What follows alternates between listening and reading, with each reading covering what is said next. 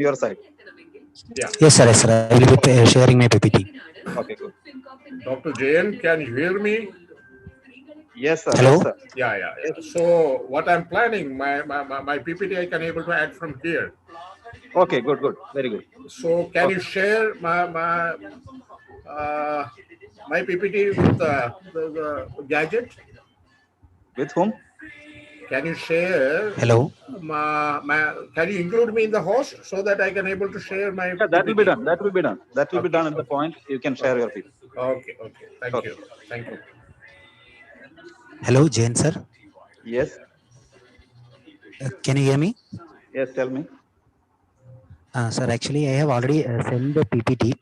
In case if any problem occurs, means you can share from there your side, no, sir.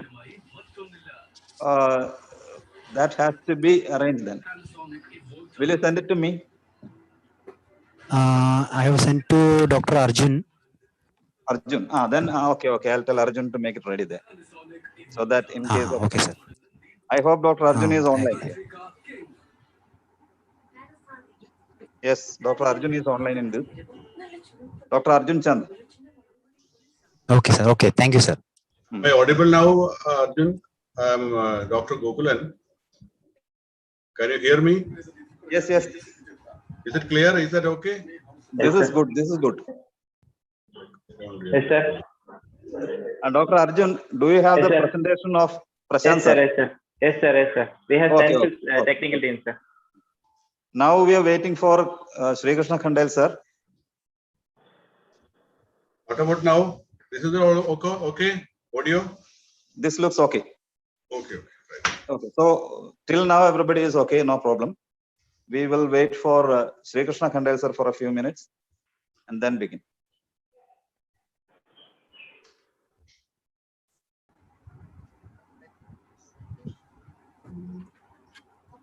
Yes. In case it is required. It is here. I think Anjana is calling me. No, okay. Hello.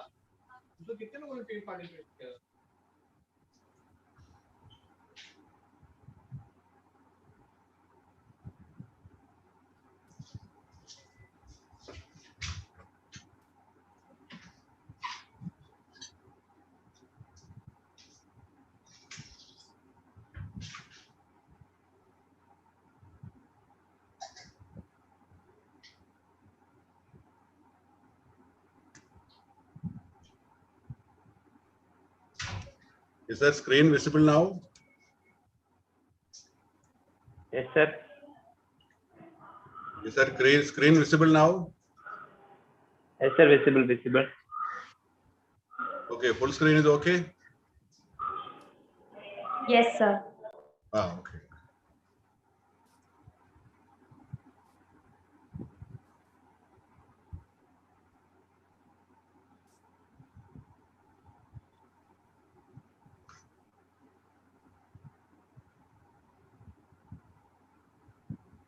They are going to. Each individual will do.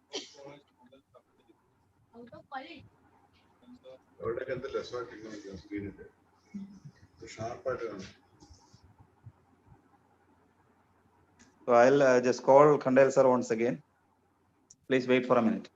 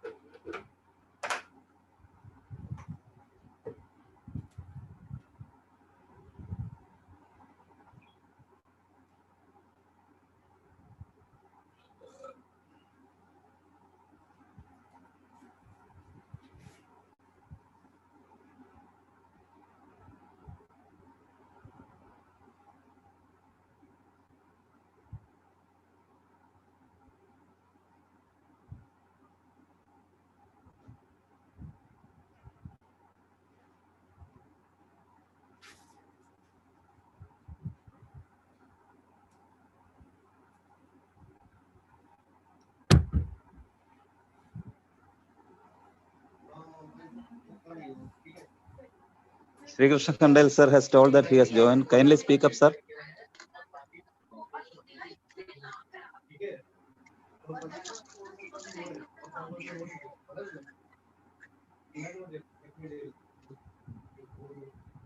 There is Motorola One Fusion in this.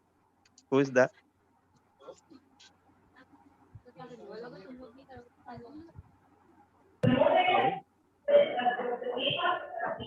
Sir, probably Khandel sir, sir.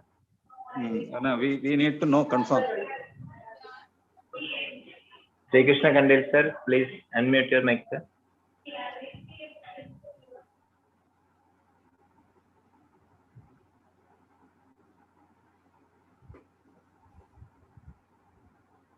Sri Krishna Kandel sir, please unmute. We are not hearing.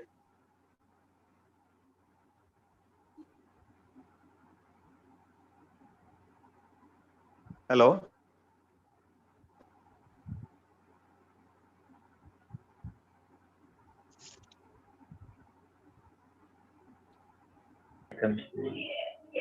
Sir, he has joined, sir.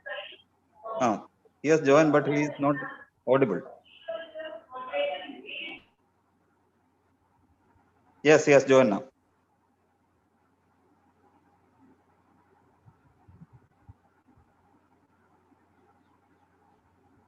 Sir, please wait for introduction, sir. Let it be there. Now for the host team, kindly the anchor introduce our speakers. Dr. Arjundan, take over. Okay, sir. Good afternoon. We welcome the ingathering, the afternoon session of the fourth and penultimate epoch of 4th Global Ayurveda Festival 2021. In the new normal, Global Ayurveda Festival is going digital as the world's largest festival of Ayurvedic community. This event, organized by CISA, includes an international seminar, expo, business meet with the additional provision of viewing the digital platform for an extended period of time. Together, let us make this India's largest online event in Ayurveda. We are incepting the scientific session on the theme Diverse Faces of Ayurveda on menu number 3. We welcome the coordinator of the session, Dr. Jayant Damodaran sir. We invite the dignitaries to the scientific session, Dr. Sri Krishna Khandel sir, former professor, NIA, Jaipur. Dr. B.G. Gokulan sir, Chief Physician, Sudarshanam Ayurveda Eye Hospital and Panchakarma Center, Tiruvalla. Dr. N. Jayachandran sir, Dr. Jayachandran Group of Clinic, Ahmedabad, physician to former Governor O.P. Kohli, Gujarat. Dr. Heike Siegabad, Das Ayurveda House and the Al-N. Linda Vogel Sanstha, Deutschland. Dr. Prashant R. Krishnan sir, Associate Professor, Research, Parul University, Gujarat. We invite all the dignitaries to the scientific session. Firstly, I invite Dr.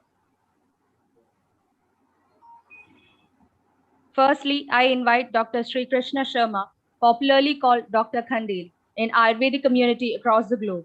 He is an ex-professor of NIA, Jaipur, a double gold medalist in both undergraduate and postgraduate degree studies in Ayurveda. He owns a rich 40 years experience as a consultant, physician, an academician, mentor, an author, a researcher, and a counselor. Currently, he is the director of Arogya Lakshmi, Jaipur.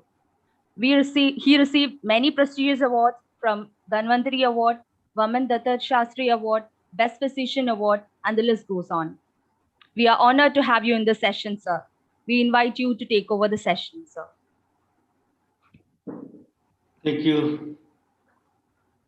Thank you all. Just I am sharing my slides actually. Then okay. ये share वाला पीछे चला गया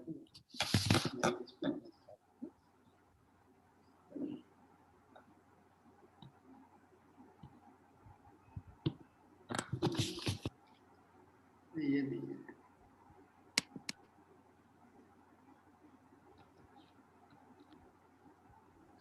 sharing my slide यहाँ थी तो.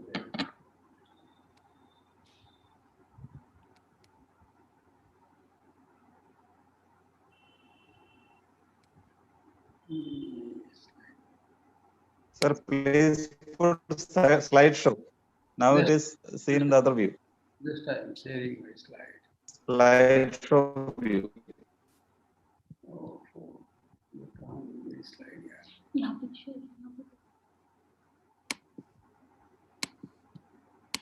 नहीं slide तो ठीक है स्लाइड लेकिन इसके पीछे है ना स्लाइड वो कैसे लाऊंगा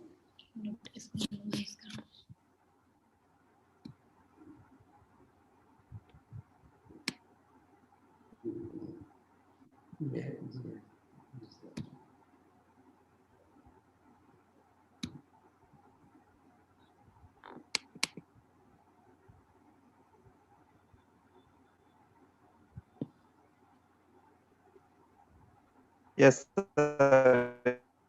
View slideshow. Click slideshow. Yes. Or you can press F5. Did you? Is it visible? Yes, sir, it is visible. Slideshow नहीं है. Slideshow. Okay, हो गया sir. हो गया. Full screen, yeah. Yes. Thank you, GF. Good afternoon to everybody. Today we are discussing about the Manas, Sattva and Chetas in mental orders and disorders. We are working since very long time on the Manas road. I have given the topic actually Bhut Vidya. Title raised in BHU when we launched the Bhut Vidya subject in IMS PHU. But actual meaning of this is not controversial. This is, anyhow, it is mental health. Bhut means what is existing. Bhut means what is existing, visible or invisible. But Manas, we are treating Manas in three ways.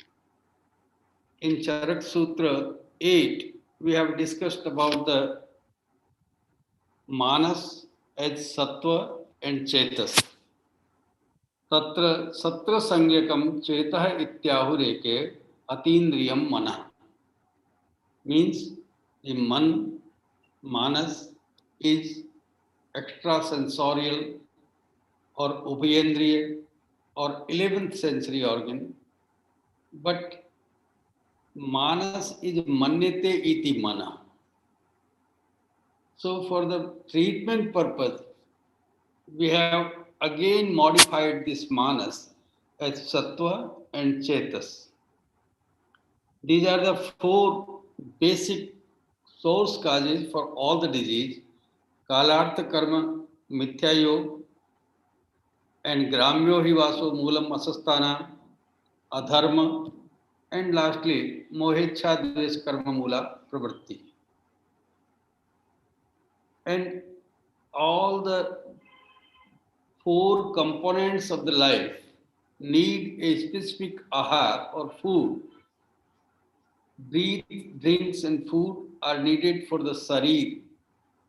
Indriya and indriyarth are for sensory organs. Chintya vichar adi bhav for sattva. Dhidriti smriti for the pragya. And compassion and forgiveness for all beings is for Atma. We have already known, yesamevahi bhavanam sampat sanjane naraha naram tesameva vipad vyadhin vividhan samudiriya. What is our constitution? Good constitution constitutes the good body or healthy body, or bad constitution constitute the diseases. As far as our mana and indriya are having more degree of consciousness than the body. Indriyani paranyahu indriyebhya param mana.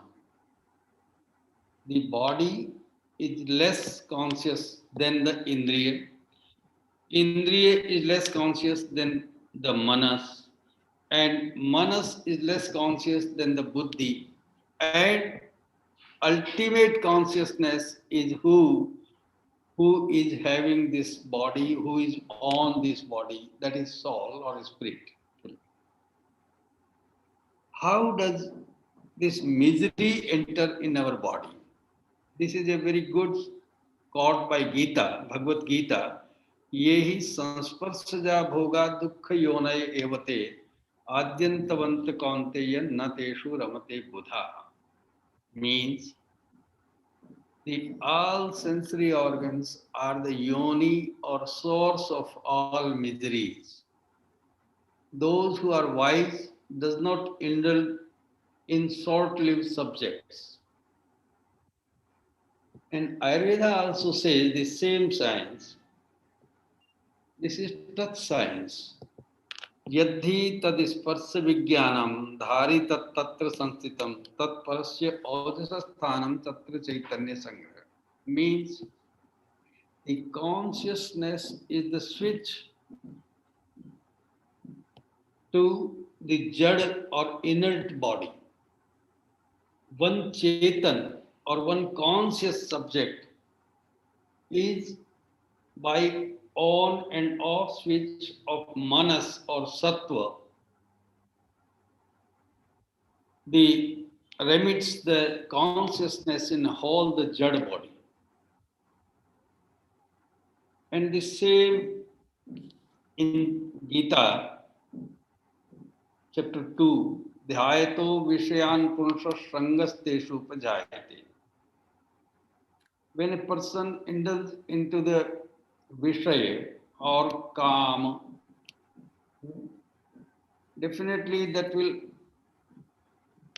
cause of the attachment and the involvement, wrong involvement. It will increase the lust. If the lust are not fulfilled, then that will result in the anger, and anger will result in the sammoha or loss of intellect.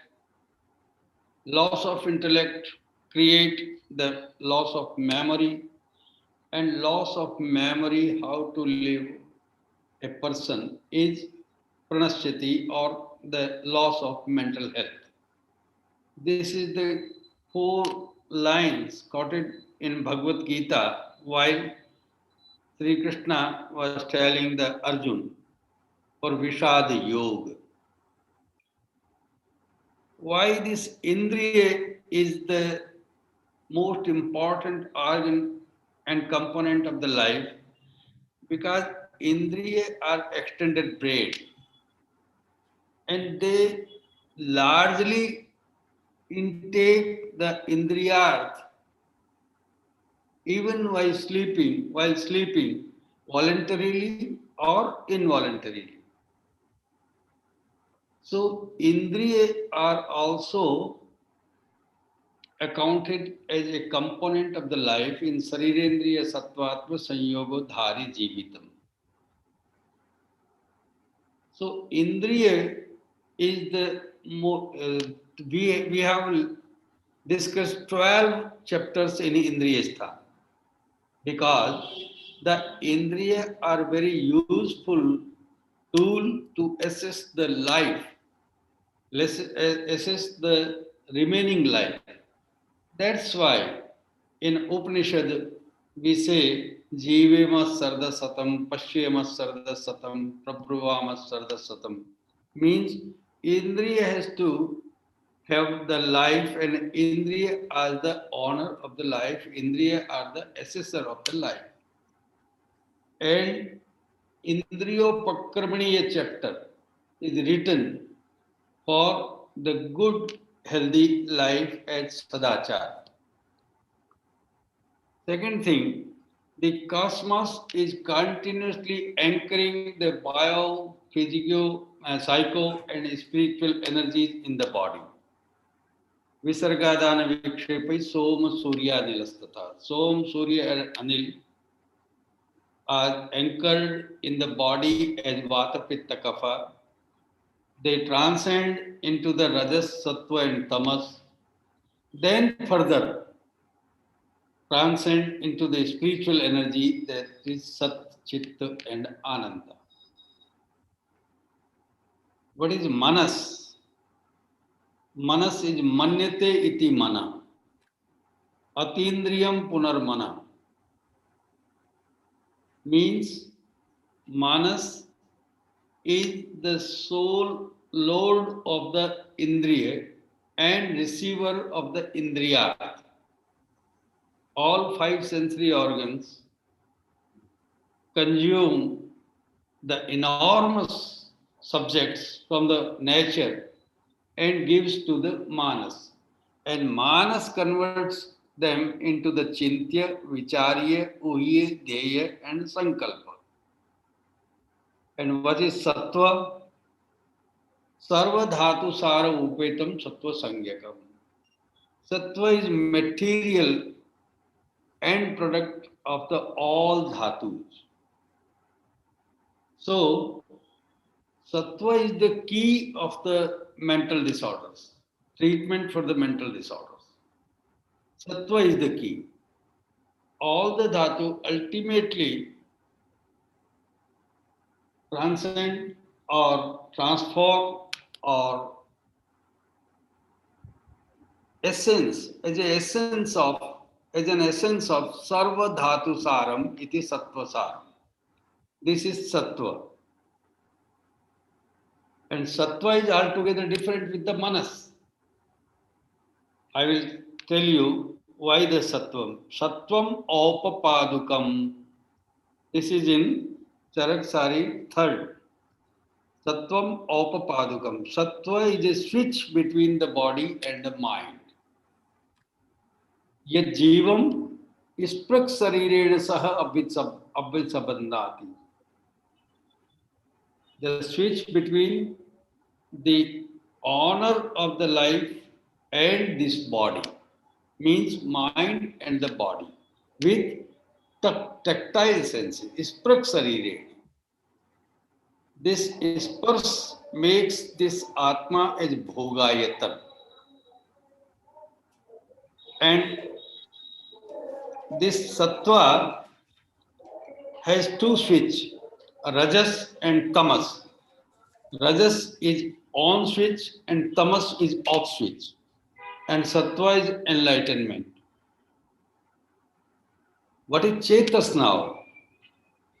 Chetas is uho vicharascha tata param buddhi pravartate. When 4-5 level of thought processing has been completed, Chintya, Vicharya, Uhya, Dheya, Sankalpa has been completed, then it will go for the Samam Buddhirhi Pashyati, Nischayatmika Buddhi, Vyavasayatmika Buddhi. So, Vyavasayatmika Buddhi means the technological development of the response. Nischayatmika Buddhi, conformative, Sat and Asat. Two types of the knowledges are there. Buddhi decide the Sat, what is Sat and what is Asat. It is decided by the Dhi. Then Dhritirhi Niyamatmika. It is restraints. When to do, what more to do, what must to do. This is Dhriti. And Smriti, what is your Des, Kal, Dvaya, Jati, Ling. And you have to act within your status. So Smriti gives the direction for the Yama and Niyama. What is to doable and what is not doable. And Sattva is the key to treat the mental health. Because, you know, the Unmada, Apashmara, Atatva, Vinivishra, Mada, Murcha and Sannyas, all type of these mental disorders are having a common nidan. What is that? Asuchi, Samala or Vikritopamalaitani ahara, malin ahar. What is malin ahar? Malin ahar is the food which is not eligible to convert the sattva sara that can produce the dhatu, but dhatu sar is absent there, and all dhatu sar finally convert into the sattva sara. So malin ahar is having the restraint where that malin ahar or asuchi ahar or samal ahar cannot convert the sattva. And this is written in Charak Sutra 24, Vidhi Shoniti Adhyaya. Yunakti Pradinam Pranas Sonitam Yanavartate. Blood is the seat of the life. And Madha Murcha Sannyas are caused by polluted blood or Avidhi Rakta. Mad means the motor activities, Murcha means sensory activities, and Sannyas means consciousness deficit. Motor, sensory, and consciousness deficits are written in Avidhi Soniti Adhyaya, that is 14th. So, blood is the carrier of all pollutants which can pollute the brain also.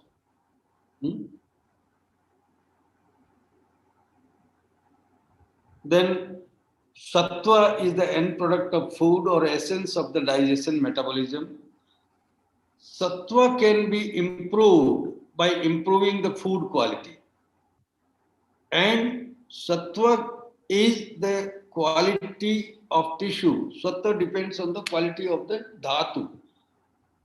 These are the three gunas: rajas, tamas, and sattva. These three gunas are just like psycho energies, just as vata, pitta, kapha as physical energies. And triguna are psycho energies. Sattva is knowledge, tamasa is inertia, and rajas is activities. These all have 16 types of the consciousness. 7 sattvic prakriti, manas prakriti. 7 sattvic prakriti, 6 rajasic prakriti, and 3 tamasic prakriti. This is the real assessment of the mentally ill, sick patient. At what level he is. This is written in Charak Sari 3rd. Ki Sattvam Aupapadukam Yasmat Hina Prananjahati Vyadaya Apyante Seelam Vyavartate Bhaktir Viparyaste. Means Sattva is the key where all Sangya, Buddhi, Jnana, Seel, Smriti, Bhakti, Sauch, Achar, all are controlled by the Sattva only. And a person who is attained the Sattvic Prakriti, he is quite fit, mentally quite fit actually. If he is in this Rajasic state, he is aggressive, he is possessive, he is high flyer, he is rule breaker, he lives in past, he is reductionist, reactionist, and having a good physical strength. This is the state of the Rajasic Prakriti. And Tamasic Prakriti, littleness and inertia and lower qualities of the consciousness. They live in dark ignorance with little activities, because believing makes destiny. Believing is the basic of the knowledge. Manyate iti mana is believing. First thing, for the knowledge, one has to believe something. So believing is the basis of the knowledge. And knowledge is the basis for action. Action is the basis for habits. And habits makes the character. And character makes the destiny. This is the simple procedure. what is written by the Vivekananda also. Now, what is knowledge process? Indriya together the use data from the nature. Then cerebration, chintya, regulation of thought, circumspect, inspection, logical disputation, cogitation, logic, speculation, contemplation, speculated notion, and conviction of the conceived notion. Knowledge process then, samam buddhiri paschati, balanced intellect. Affirmation, good, bad, useful, unuseful, nitya, anitya, hit, ahit, priya, apriya. This is decided by the buddhi. And then Vyavasayatmika buddhi developed the responsive tools. Then Dhritirihi Niyamatmaka regulation and control. Smriti revelation of the vidhi and nisheth. And then rectification of false and true. And this false and true is sat. And then chit is the true knowledge, pure knowledge, is chit. And anand is the tattvavabodho arshranam, the bliss or enlightenment. And anandastu dividha, vyashtanando jiva, samashtyanando brahma. If a person is blissful for the individual himself, that is jivananda. And a person who is blissful for all beings, that is Paramananda, that is Samastyananda. Then what are the causes of this mental health, mental disorders? Sarve hi sarir dosa bhavanti gramyahara, gramyo hi vaso moolam asasthana. This is written in Charak Chikitsa first in Rasayana Adhyaya. What is the protector of the? A person is the protector of the nature actually. But this is continuum between Prakriti and Purusha. And Purusha is to daily, constantly anchored by the Loka. And Soma, Surya and Anil. This Samya must be there. And what is the pathogenesis of the Gramya Ahar? You know better. Musculature, joint, blood, and then ultimately does not attain the normal lifespan. This is the Gramya Ahar. Second thing, hasty urbanization. This is written in Janapadodvan Sadhyaya. Desh, Kal, Jal or Vayu. Iddushti. Civilization, urbanization. Caused us greedy, foolish storage, negligence of the product of nature. This is the hasty civilization. And living become war. In this Janapadodvans, one thing is adharma, adharma mula. Adharma means the adharma. Nothing is unfair in love and war. If the life becomes war, then nothing is adharma. What is adharma? Atyadana, Gaurava, Alasya, Sanchay, Parigraha, Lobha, Abhidroha, Anritvachana, and Krodha, Mana, Dvesha, Parushya, Abhighata, Bhaya, Tapa, Shokha, Chinta, Udvek. These are the detrimental for the natural mental health. And what is not mental disorder? Everybody has daily ups and downs, daily mood disorders, daily swings in the mood. But if a person is able to come back at the normalcy of most of the lifetime, this is not the mental disorders.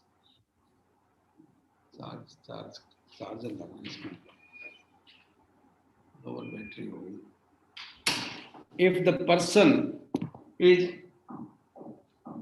having the quality to come back at the normalcy, prayovritya, ekam tu prayovritya, all these mental faculties are in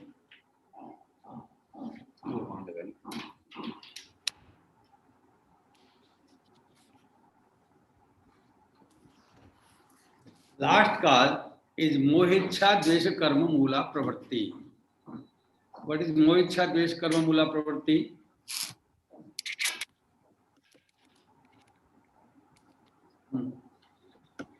Mohecha Dvesh Karma Mula Pravritti means this life is a dance of Samya, of Prana and Apan actually. This is the Mohecha Dvesh Karma Mula Pravritti. Two things are there, Pravritti and Nivritti. Nivritti is not the loss of action. Nivritti is intelligent action. Enlightened action is Nivritti. And foolish activities are Pravritti. If Rajas and Tamas are having the lesser Sattva, then this is Pravritti. And Mohecha Dvesha Karma Mula Pravritti can create the Sangha, Sanshay and Ahankar. And Sangha, Sanskar, Ahankar and Sanshay creates the Abhisamplav and Abhyavapar.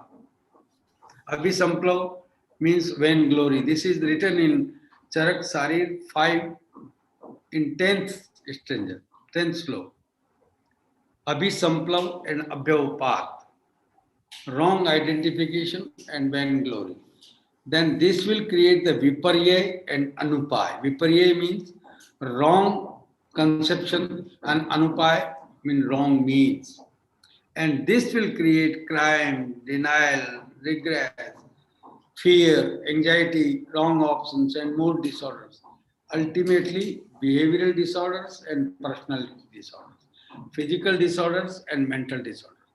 This is the system has been mental orders and how the mental orders are grown into the mental disorders. This is written by the Charak Sariristhan 5. Charak only has detailed Unmadam Punar Mano Buddhi Sangya Gyan Smriti Bhakti Sila Chesta Achar Vibram. And if you see the DSM 4 or DSM 5 now, all DSM activities can be clubbed into these 8 type of the Vibram. We have worked on this in CCRAS and made some pro forma. Suhas Sethi and some from Nimhans was there. What is Mano Vibram, what is Buddhi Vibram, Sangya Vibram? Many of the DSM 4 or DSM 5 are clubbed in Mano Buddhi, Mano Vibram, then Buddhi Vibram, then Sangya Vibram, then Jnana Vibram, Sakti Vibram, Smriti Vibram, Bhakti Vibram, Sila Vibram. And these are the listed in DSM 4.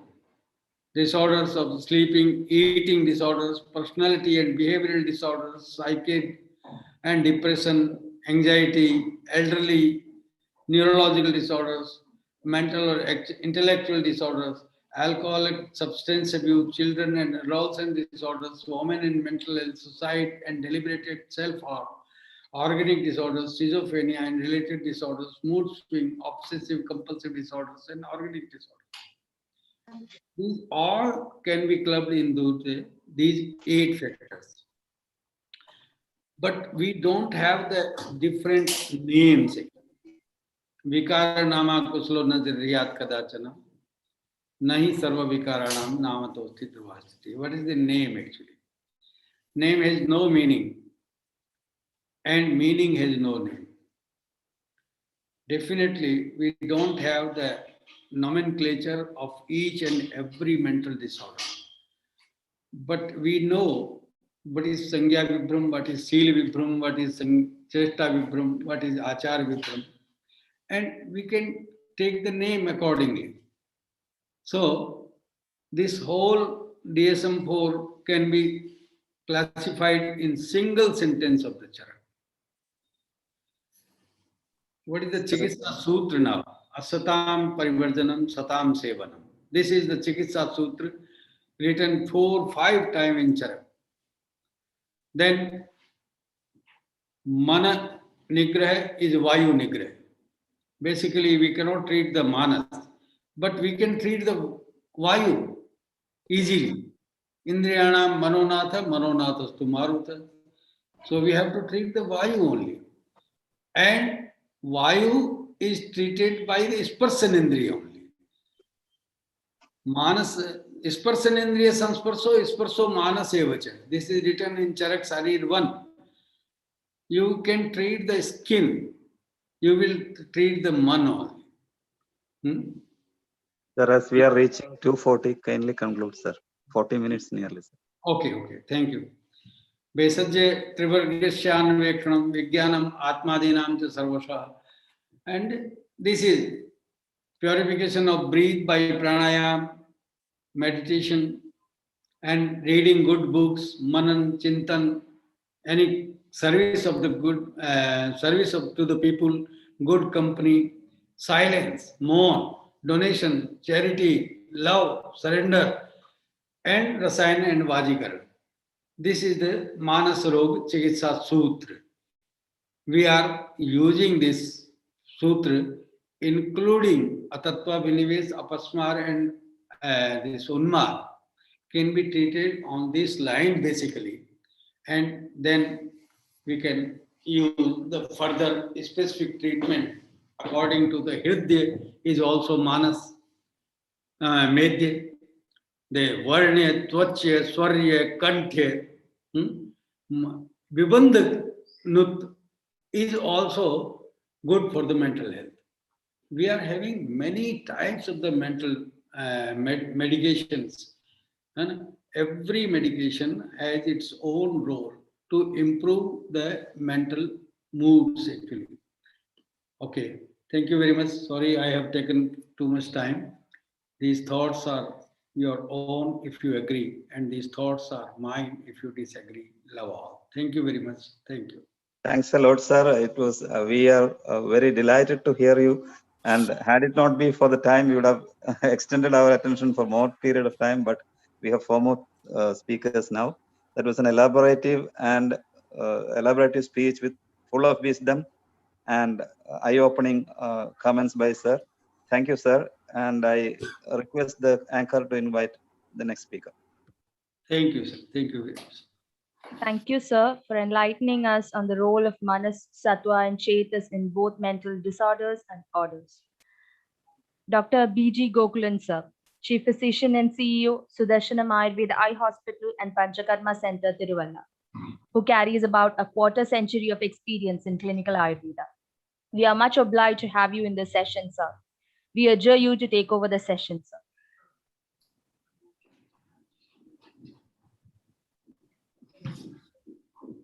Sir, you are muted, sir. Can you please unmute the mic? Okay.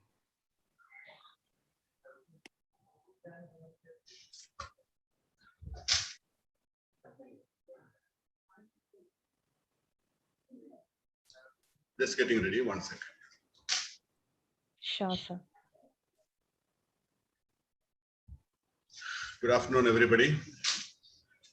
It is so privileged to be with all these great scholars of Ayurveda.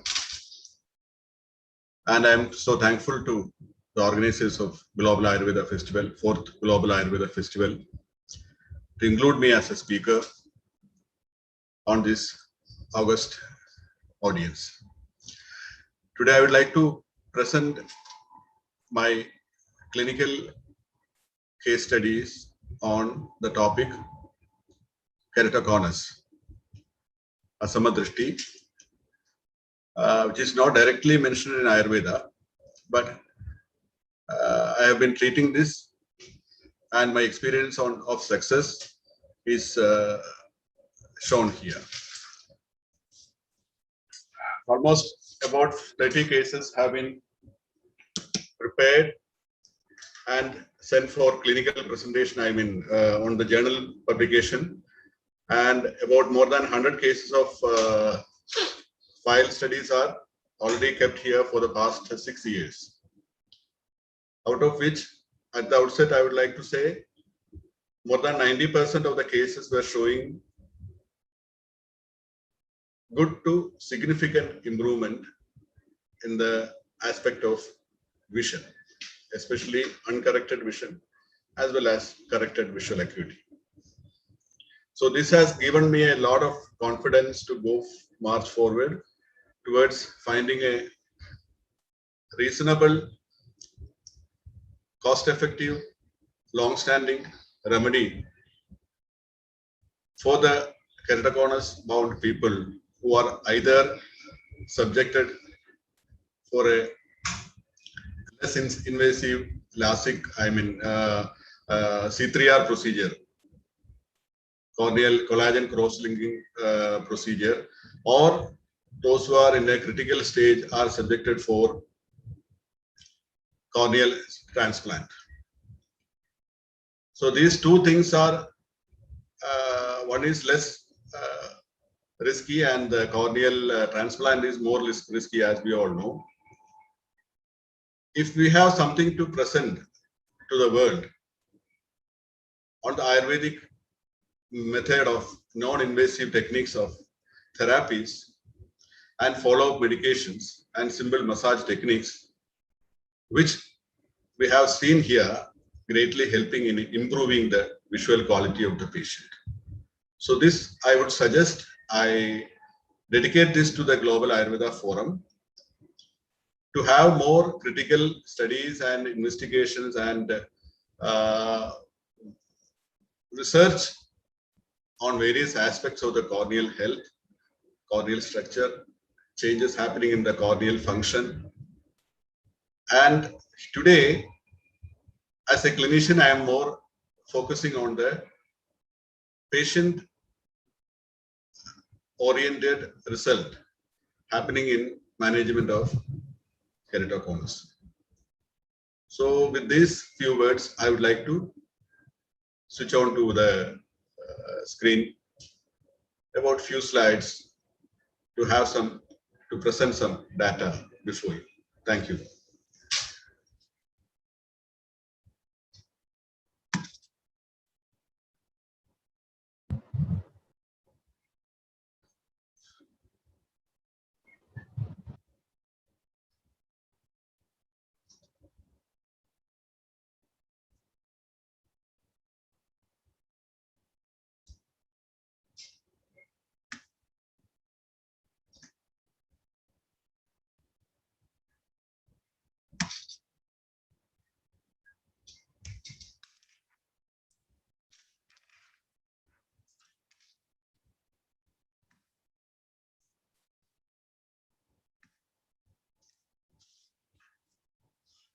Is it visible now?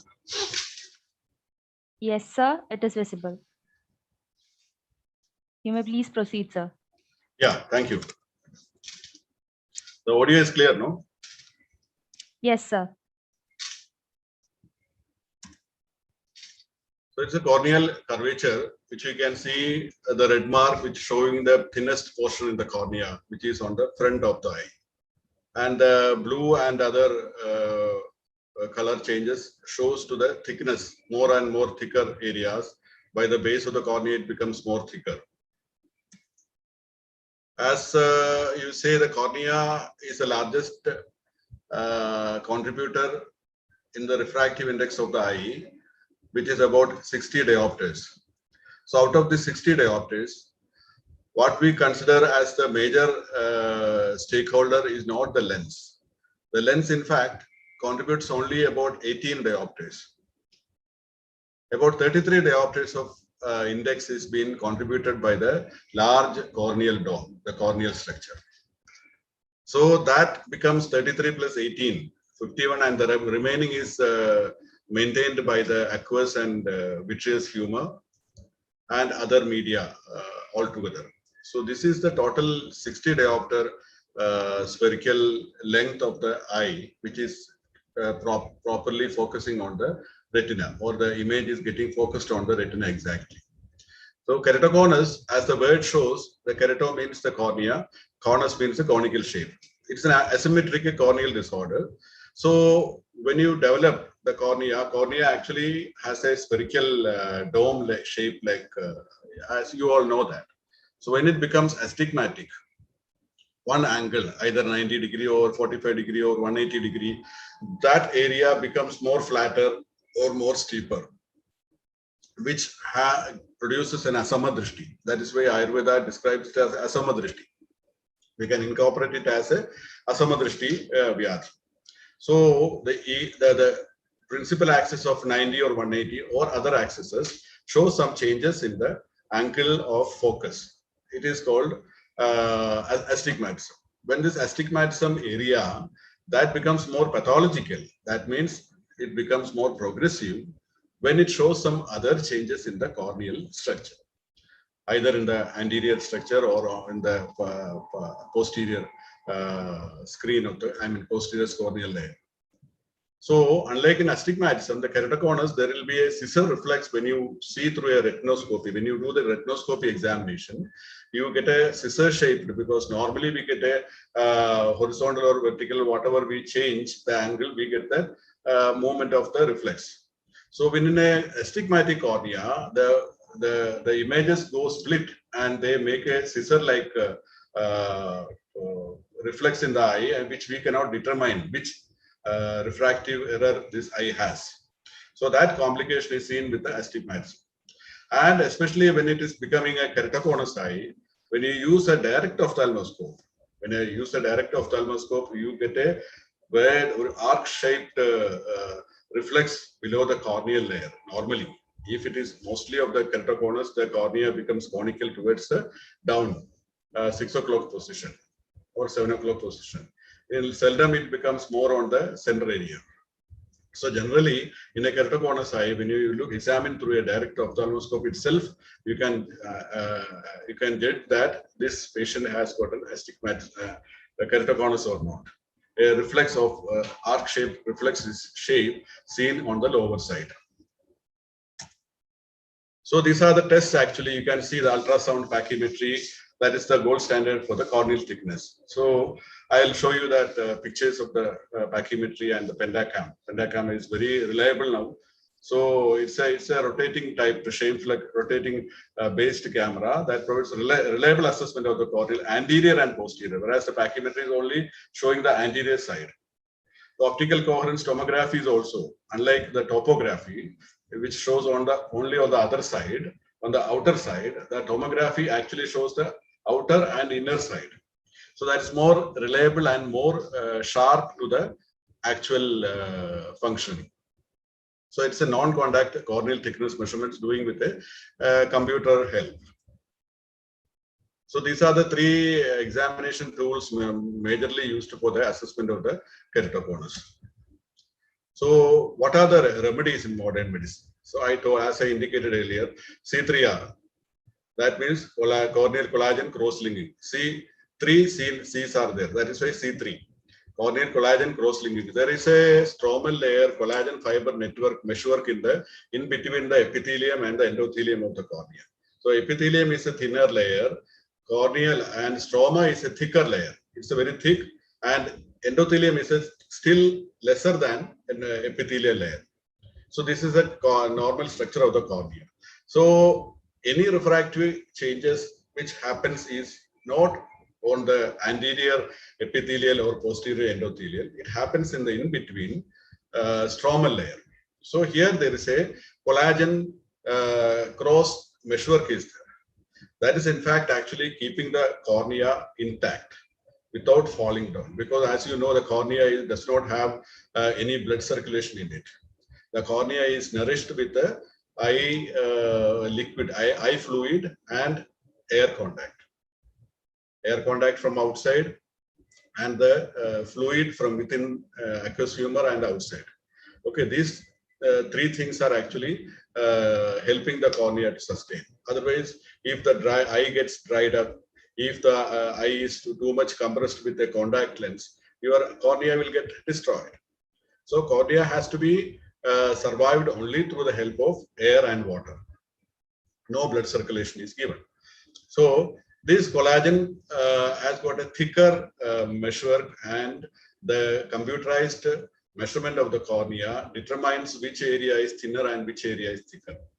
So in cross-linking, what happens that the vitamin B2 or riboflavin is injected to the exposed eye. Exposed eye in the sense the corneal epithelium is peeled off, and a timely manner injection of the vitamin B12 riboflavin is injected to the exposed corneal stromal layer. So this takes about 15 minutes to 45 minutes like that, and that is again patched off. So this procedure is majorly helping in strengthening the meshwork due to the vitamin input. It always does not improve one's vision. And another one is that, as I told you earlier, the keratoplasty or corneal transplantation. In chronic and severe cases, this last step is done. So as you know, and all other surgery, like any other surgery, the keratoplasty also has got a rejection point that can also reject from the body. So there are people, those who undergo the keratoplasty many times. So since there is no blood circulation, the chances of doing surgery again is not a big question mark. But still, the rejection is a big thing. And if it is rejected, and if the cornea gets inflamed, that can lead to endothelial corneal defect and the stromal defect. And if the endothelium and the stroma is affected in the cornea, no more transplant is possible. Corneal transplant is possible only when there is a opacity happening only in the external layer, that is epithelial layer. So if that crosses the epithelial layer and gets into the stroma and endothelium, no more transplants are possible. So these are the major two things which are done semi-surgically and surgically. Other options are there, of course. There are scleral lenses are there, contact lenses which fit onto the sclera and covers it actually camouflages the corneal defect. It makes another false layer in front of the cornea, and it overcomes the keratoconus or the conical shape of the cornea, and the image falls directly into the retina properly. But this has got a lot of difficulties like wearing time.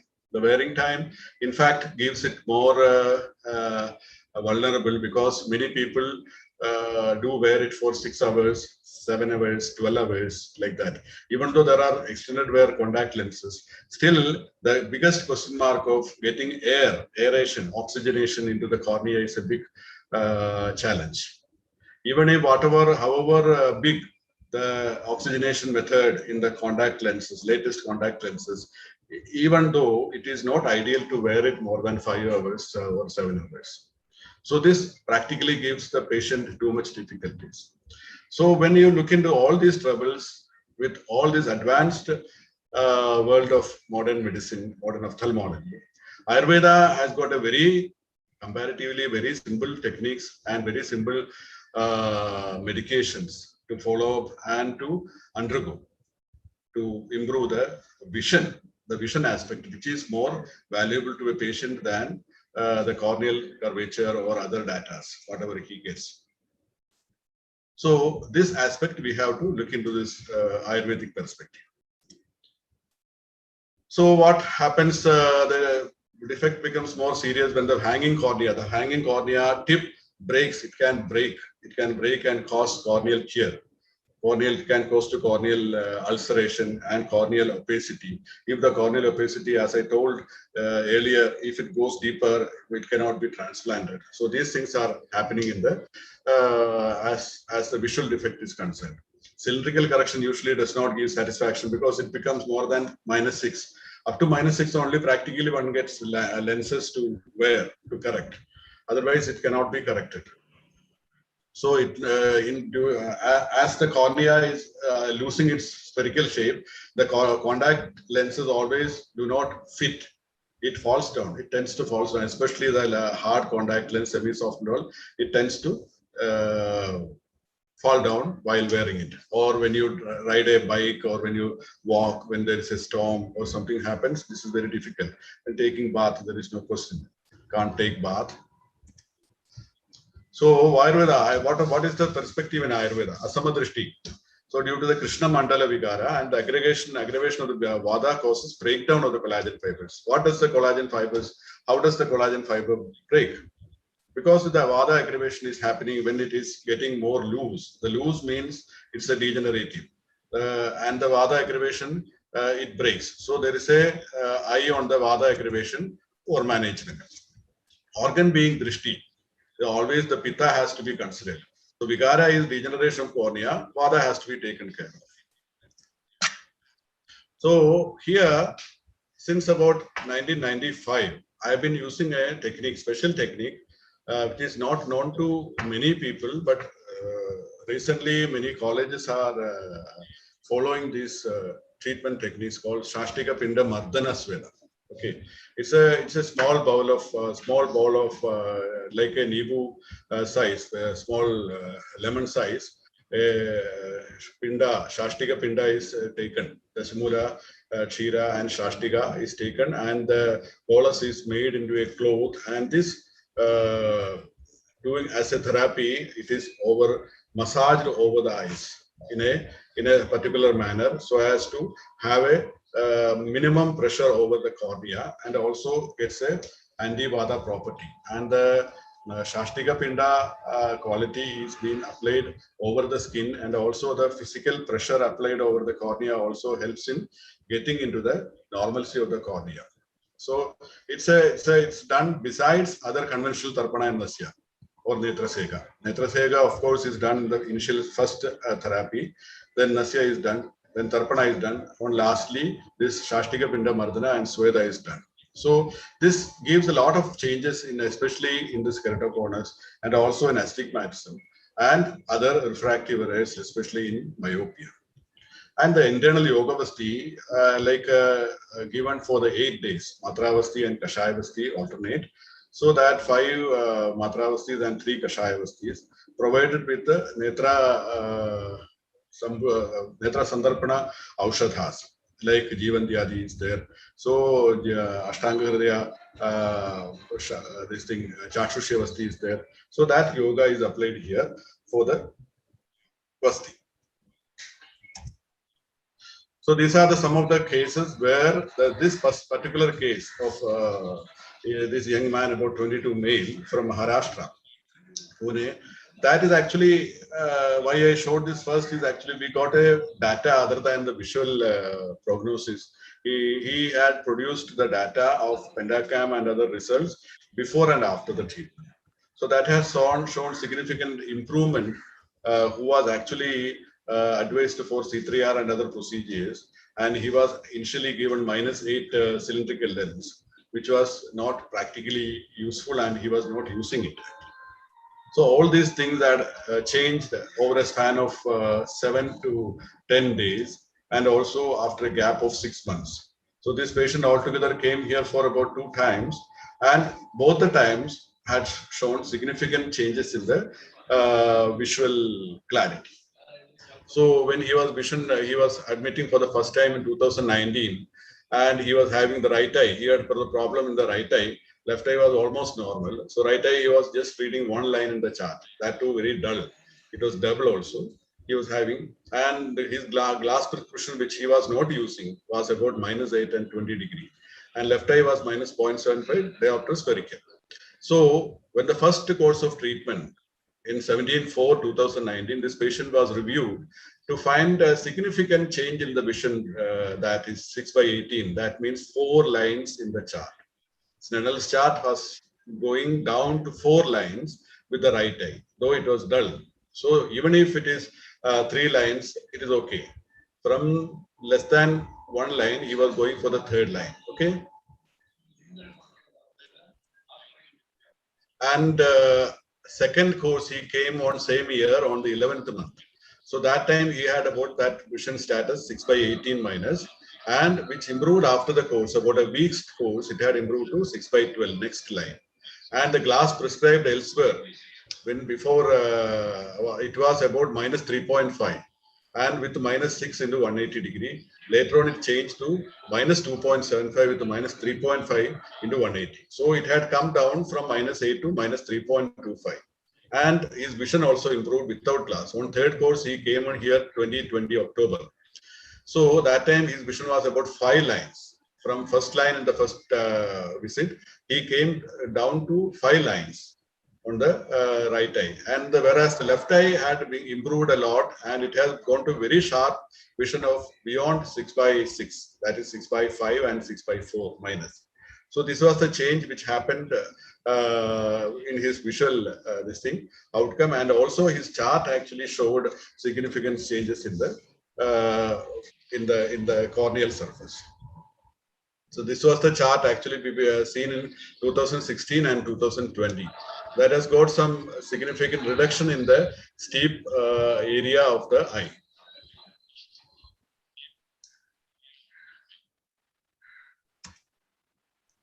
Nikhil, another patient from Bangalore, he had on the first admission, he had actually 6/18 and left eye also 6/18. After the discharge, it became 6/6 on both eyes. And he was seen after about 2020. After about 2-3 years, he had another treatment, and finally he was seen in 2020, which had shown his vision as very significant improvement as 6/6 in both eyes. He is in US now, so he came from US on the leave and he came to show me. That time I checked his vision, who was taken treatment about 3 years back last time. So that vision was maintained and he is satisfactorily doing his work, and he's in the IT field and he's doing all the works without any strain. This Ayuj is also another case of corneal corneal injury. I mean corneal tear, which had happened, corneal tear on the anterior surface of the cornea, epithelial surface, and later on it healed and his vision improved. When he came here on the first admission, he was actually less than 1/60 dull vision on the left eye, and right eye was the better eye was 6/60. That on the discharge, it had become to 3 lines, 6/24 plus, and the left eye had become from 1 meter, it had come to 2 meter. On the second, had corneal ulcer in between the left eye in 2019, and on admission when he came here, he had a vision of 6/60. Again, it dropped to 6/60, and the left eye vision improved to 6/36. And discharge, it became 6/18 and 6/36. Siddhant Kashyap is another gentleman from Maharashtra. He was on admission. He had actually 6/36 plus defective on the right eye and 6/60 dull in the left eye, which had significantly improved to 6/9, almost 6 lines in the chart, and 6/12, almost 5 lines in the chart. In 2020, he again, when he came for the therapy, he had about 6/12 minus defective, slight reduction in the vision from 6/9, and 6/12 plus 3 in the left eye. That had improved to 6/9 plus and 6/6 minus. Vijala Rajan is another interesting case, lady dentist, or I think she's in profession. So she came here to first in 2015. 2015, she had about 6/24 vision and 6/36 vision, which improved to 6/9 and 6/12 plus 1. When 2020, after 2-3 courses, lastly she came here in 2020 due to the COVID and all. She could not later on come on that. So she had dropped little vision from 6/9, earlier improvement, to 6/18 she had. So that improved to 6/12, almost the first time's improvements near to that. She improved on the second last discharge. On the left eye also, it had come to 6/18 plus. Harsh Chandak is 18 male, younger, most of the younger male in this case, in the group. He had a 6/36 defective vision and 6/24, which had improved to 6/18 and 6/18. Later on, he came here again, he came for the first time, and that has not been yet to be followed up due to the COVID scenario. He could not report later on. Matthews Jess is a 29 male who came in 2020. He had 6/36 and 6/24 vision. That was the improved vision in the right eye. Left eye did not show much significance change in the vision. Nitin Rathod is 25, which had given 6/9 and 6/9 better, 6/24, 6/9. The left eye, which was 6/24 alone, it had improved to 6/9. Kirti is Sir, since we have 3 more speakers for the next 1 hour. Yeah, is it over? Its time is crossed. I'll stop it. So these are the cases which I did not want to elaborate actually, but since I didn't notice it actually. 6/36 and 4/60, it improved to 6/24. Very significant changes in the vision of this Mita Mangani. She was a Spanish citizen. She came to India for the treatment, and it has improved from 4/60 to 6/24. Vimal also 6/24 to 6/12, 6/18 to 6/12. Navjeevan Kumar 6 by 9, 6 by 6, 6 by 36 had changed to 6 by 18. So these are actually what is the edge of treatment. I indicated you earlier what is the edge of Ayurveda treatment, because it's out of 34 years and about 28 years in the hospital. So keratoconus is actually more popular, as you know, these recent years. Earlier, we did not come across too much keratoconus places. When started coming to this cases about 16, this data is collected over the past 6 years.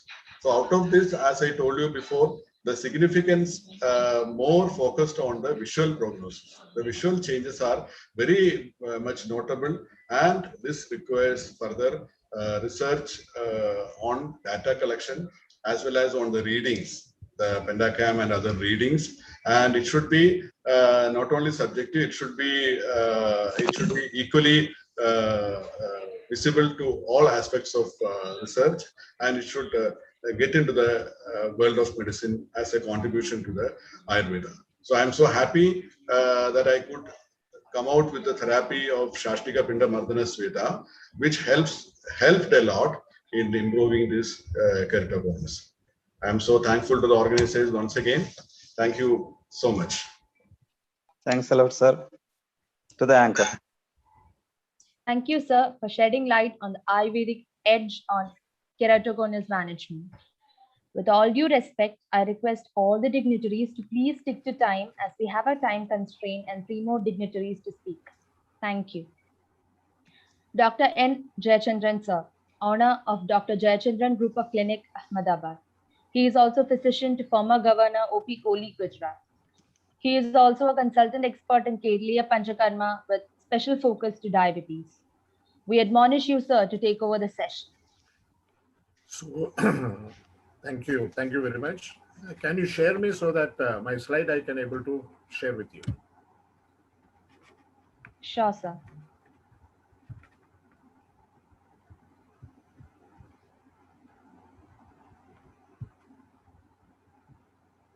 You have the slide? Can you project it? Yes, sir, we have. Okay. Oh, got it. Sorry.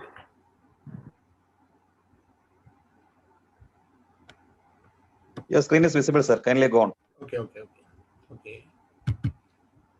Yes.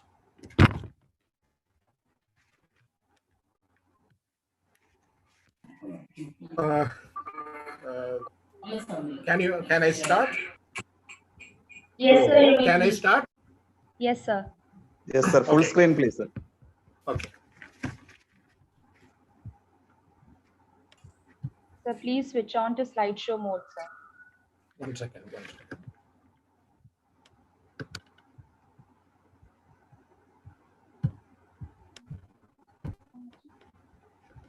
Okay.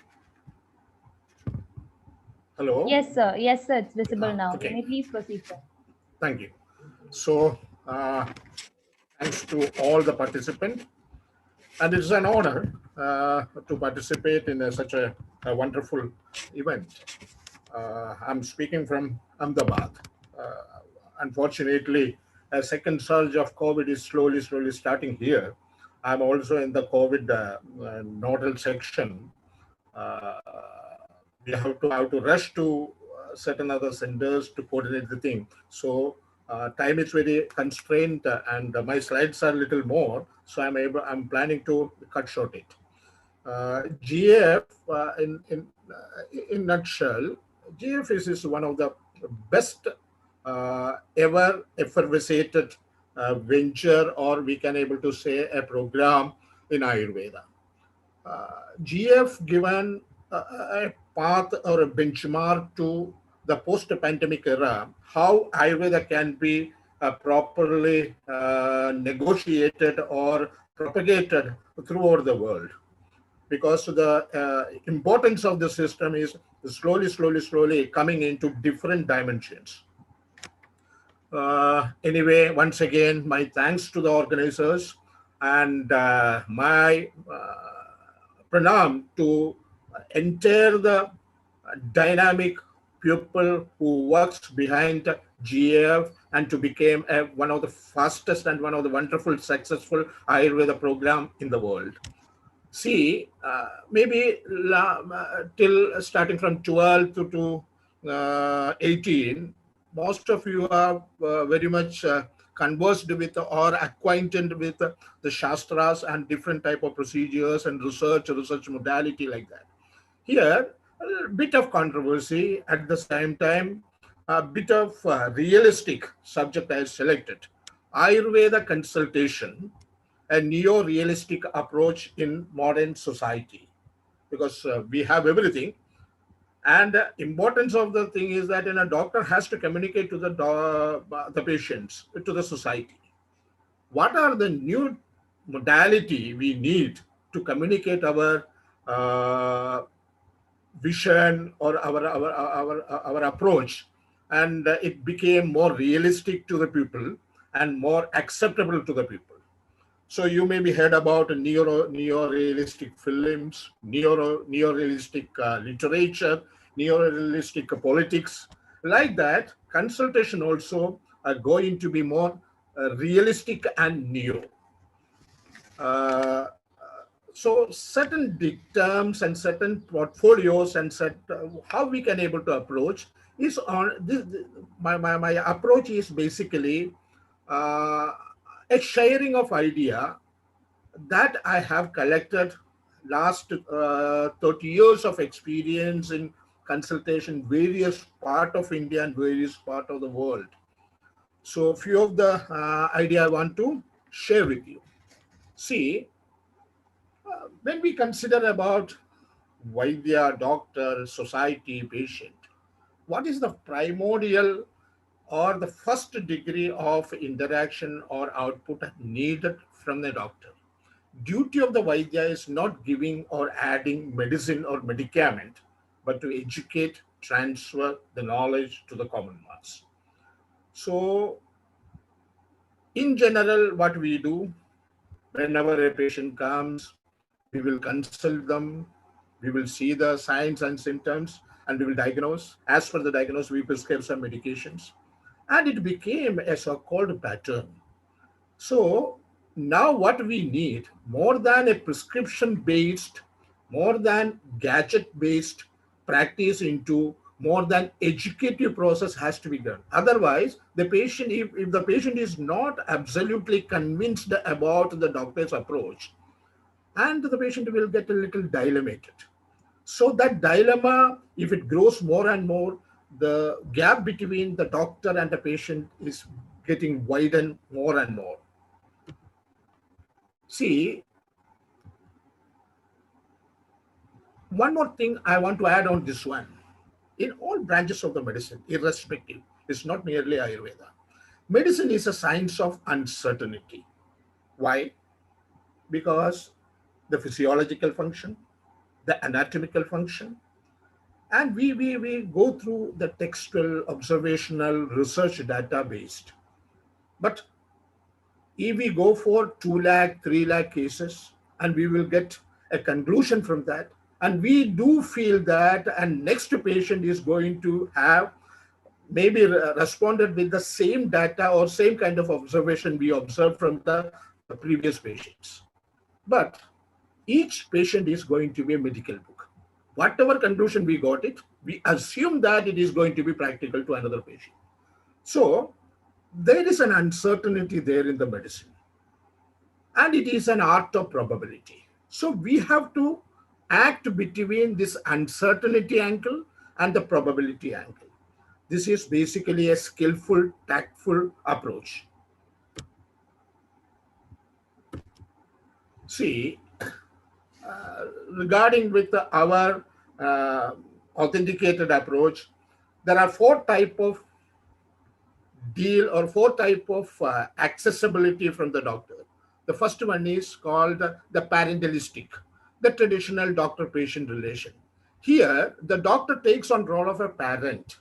Is maybe the doctor takes more superior position than the patient. It's not verbally, but act-wise, the patient is the doctor himself takes a little upper platform, and the patient becomes submissive.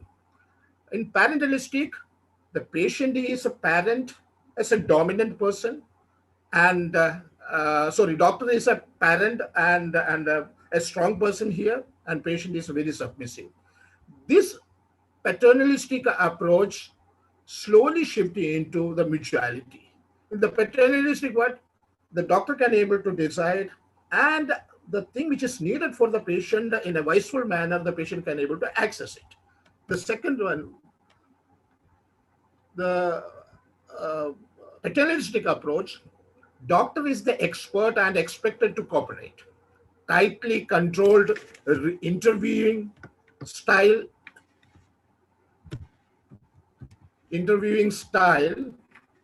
aim at reaching an organic diagnosis.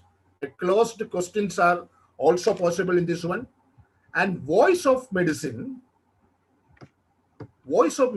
is very important in a paternal type of doctor-patient relation. And the key aspect of the patient-centered consultation, a biopsychological perspective is also taken in this aspect. Patient as a person, sharing power and responsibility and therapeutic alliance, doctor as a person here. And second one is a consumerist. In the consumerist, doctor is passive, patient gets more active role. The second opinion, why it is happening, in this type of a consumeristic approach, we can go for a second opinion. The patient can seek for a second opinion, and patient can go for a referral or going to a hospital on reference. Here, the dominance is mainly coming to patient, and doctor became little passive. So, in a neo-realistic time, from the traditional paternalistic approach of the doctor-patient relation is slowly shifting into a consumerist. There are a lot of advantage because there is a huge freedom for the patient, but simultaneously the intentions of the doctors are questioned slowly. What are the problems in consumer? Reverse of the very basic nature of the power in relationship that is happening in consumerism or consumeristic type of doctor-patient relation. Patient taking active role and doctor adopting a fairly passive role. Next one is the mutuality. That's the third one. In mutuality, the doctor and patient are equal partners, meeting between expert. There are a lot of joint ventures are possible in mutuality type of approach, and exchanges of idea is also possible. And the mutuality is attaining after from the stage of the paternalistic, old paternalistic type of doctor-patient relation, slowly merging into consumerist, then that merge into mutuality. And shared decision making. Both the doctor and patients are involved in the decision making process in mutuality. Both the parties share information. Both parties take a step to build a consensus, a preferred treatment, and agreement consensus is reached on the treatment of implement.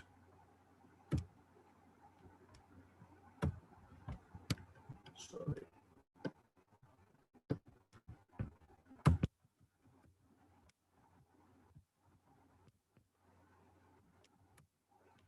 And the last one is the default.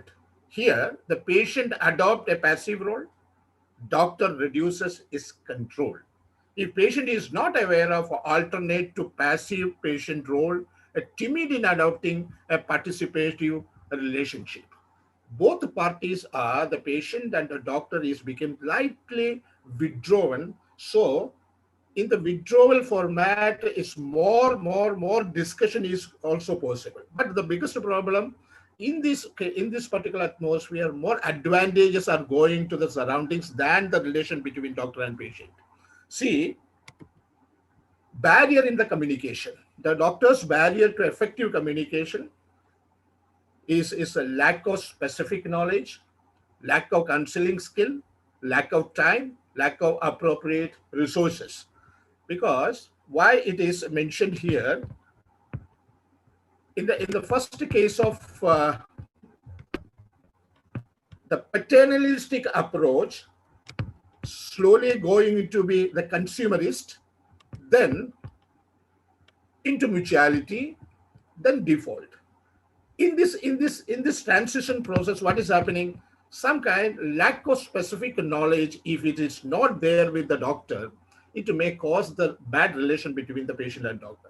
And the lack of counseling skill is a very, very important nowadays for the patients to doctors. Why?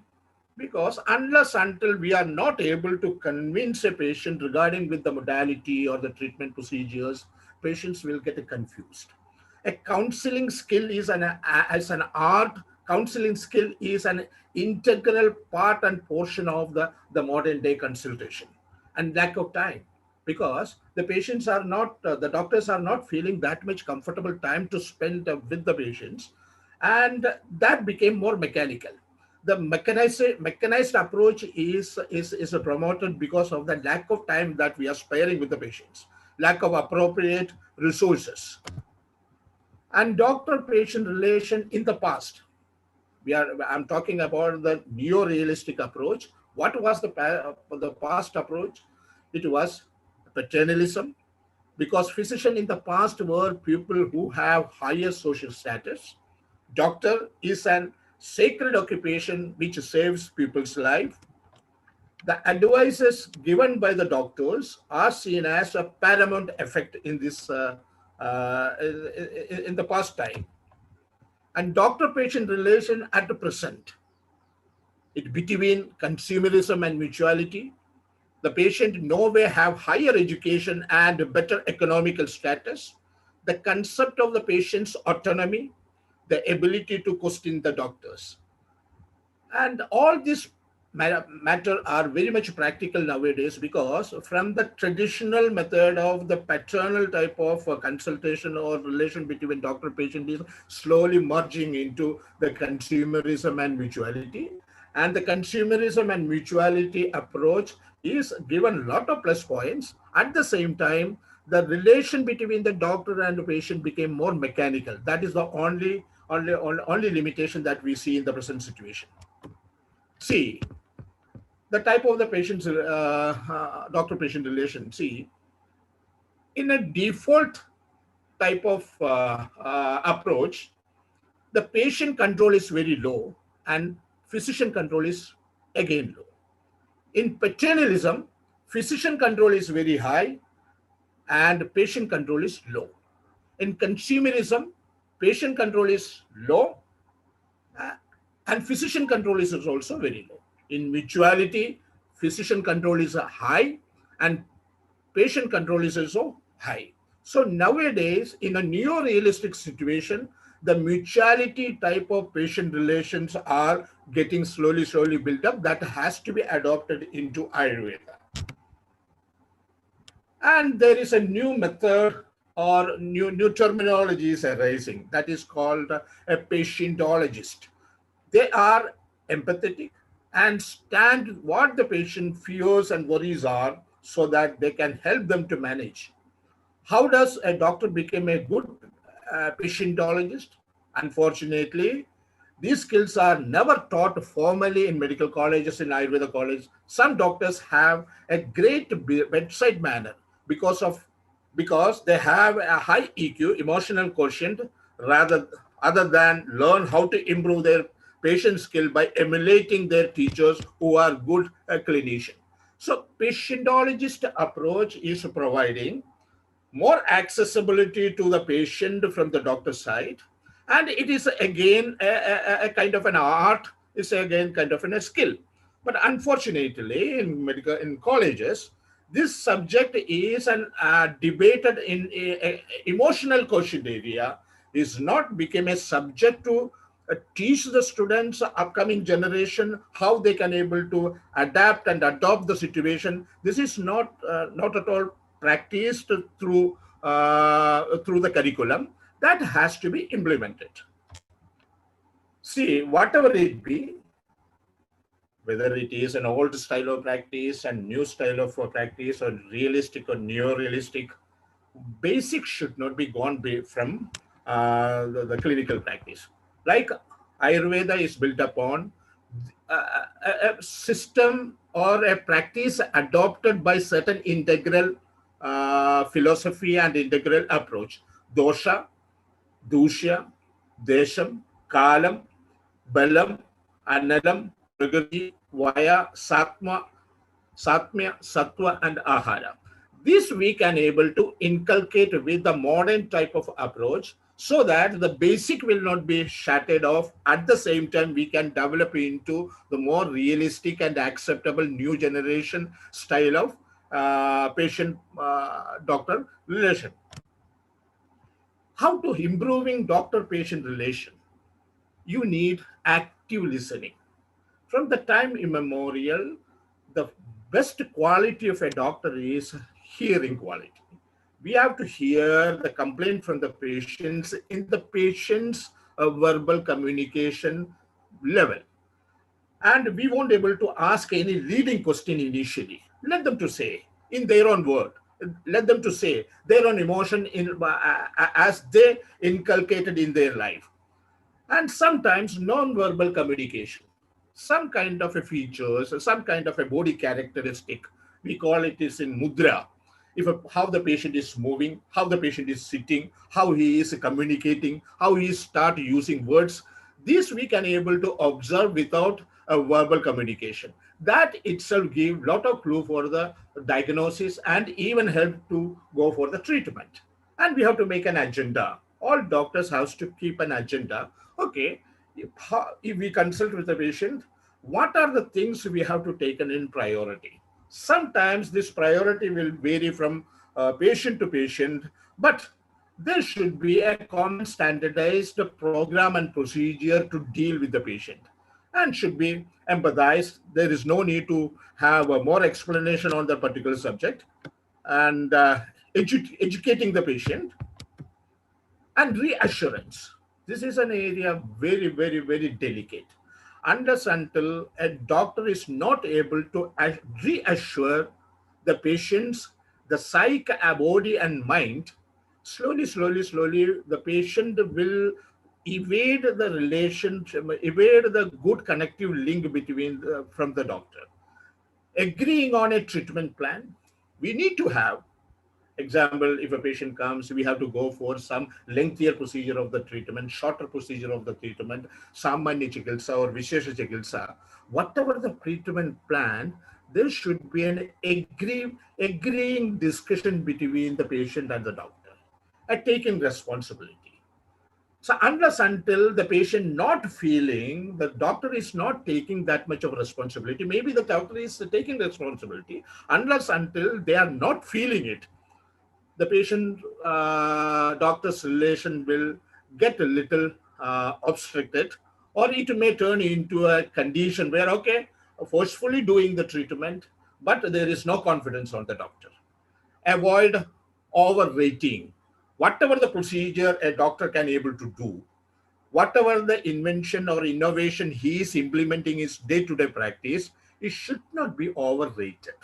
And whatever we do or whatever the specification we are working, that has to be communicated to the patient and the patient surrounding people in very minimal, very effective language. It should not be overrating. And establishing the boundaries. There should be a boundary, because up to this level I can able to approach the patient. Up to this level I can approach the patient's subordinate. But and if you are not making that boundary practical, sometimes in empathy, the doctor will get mingled with or assimilated with the patient, so that sometimes the doctor may become a patient, and the patient will lose the characteristic of a patient, so the relation will slowly, slowly, slowly evade off. And this is another interesting subject, and very, very, very interesting subject as the Ayurveda wants to implement. Except in Ayurveda, in all respective other branches of the medicine, there is a referral system. What we generally practice in our general practice, if a patient comes, That means we will, all doctors, all educated doctors, qualified doctors are well aware about the entire paraphernalia within the medical field. Certain subject we are not realistic almost all day. Certain conditions we are not familiar almost all day. So if that kind of a condition comes, it should be a courage has to be developed, an attitude has to be developed by a doctor, an Ayurveda physician, to refer into other people who has got more trained or more experience on the subject. What we will feel, if a patient is not getting the proper response by our treatment, that has to be communicated properly, and we have to refer the patient into a more comfortable person or more comfortable hospital. So what we see, if we simply refer a patient to another hospital, another doctor, I will lose a client. No.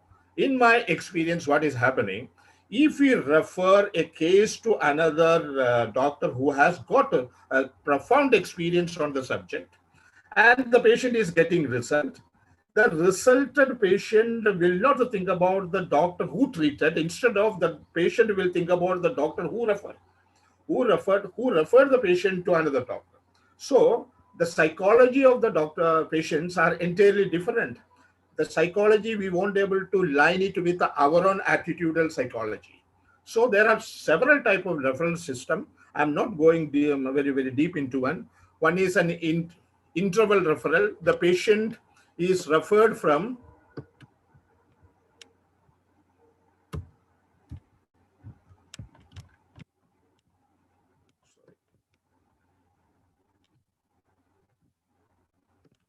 interval referral. The patient is referred from a complete care of a limited period. The referring physician has no responsibility during this period. Second one is called the collateral referral. The referring physician retains overall responsibility but refers the patient for care of some specific problem.